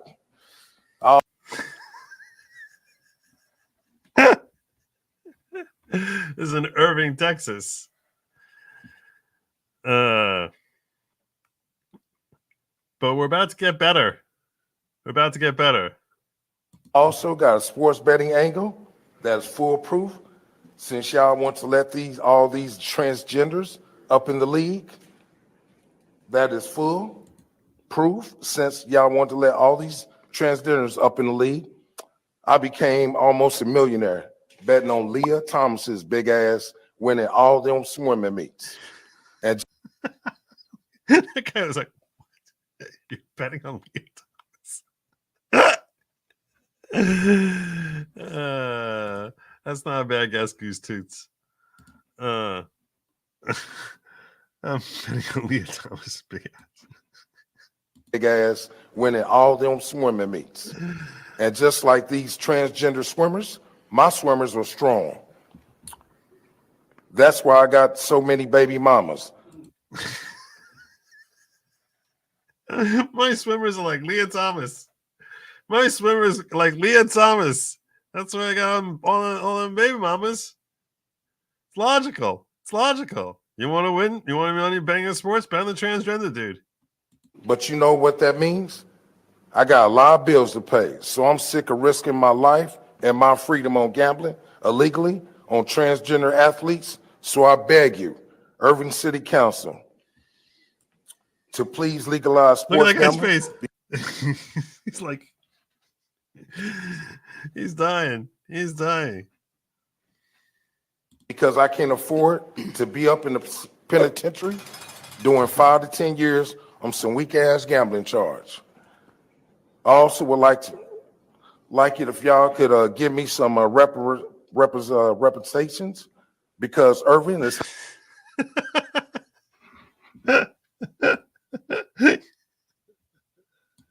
Y'all gotta give me some of the reparations. some reputations, because Irving is hella white and I'm hella black. My great-grandfather was a slave in Mississippi, so y'all owe me for real. 1 minute left.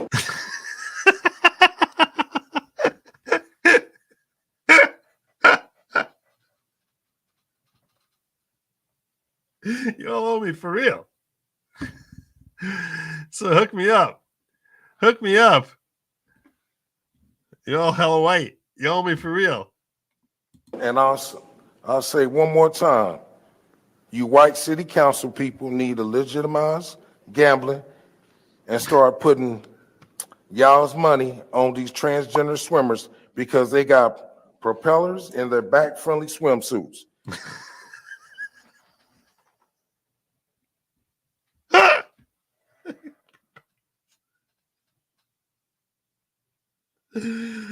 At least they got a rudder.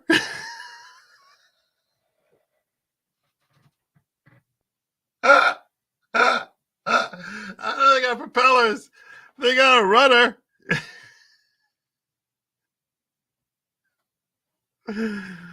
I said it. I said it. And remember to always bet on black. I always want to shout out to my homie, DeMarcus Calloway, who is locked up for murder, but he didn't do anything wrong but stab a police officer, which is, according to the BLM movement, is okay. It's time to get paid, bitches. Legalize it and free my homie DeMarcus. Well, there you go. There you go. There you go. See, finish the weekend strong. Finish it strong. All right. All right. That is our show. He is the hero that we need. Make sure I didn't miss anything over here. And I'm good over here. Things quiet over here. Quiet on the Western Front. I think they're quiet. Yeah. All right. We're good over there. Check out locals. Make sure locals is goodlogic.locals.com. Where did I see my locals? Where'd it go? Where the heck is my locals? Oh, dang it. Where'd it go?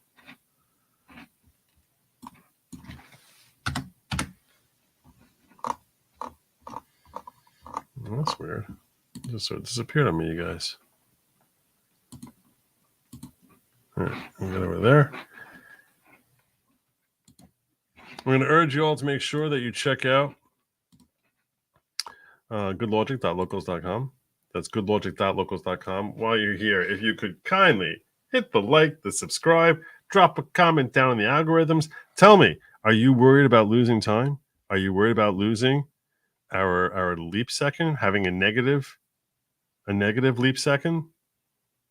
And all the chaos and craziness that's going to throw in turmoil that will throw the world into if we have to have a negative leap second. My God. Whatever it is that's on your mind, make sure that you like and subscribe. Like the little cartoon says, next week I should have my beard back. Get in there. Get in there. Share this out. Get in there. We'll see. All right, my friends. And tomorrow I should be on Layback Law with Eric and whoever else he decides to present to me.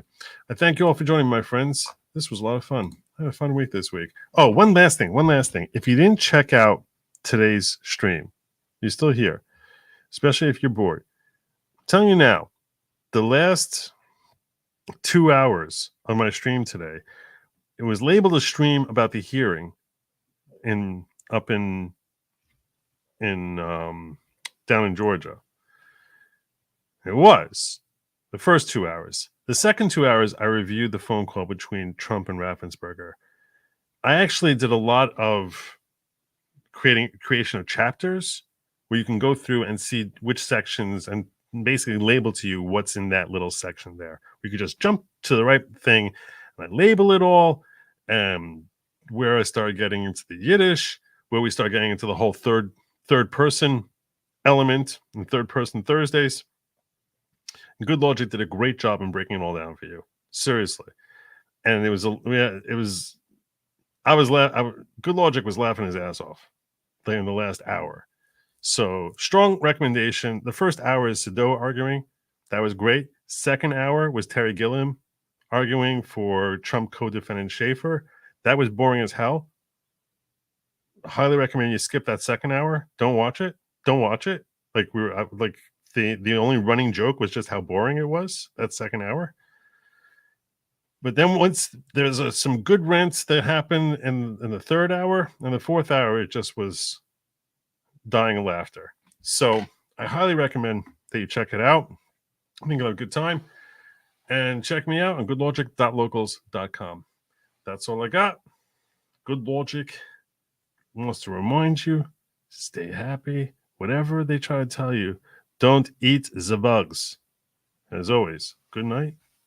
Godspeed.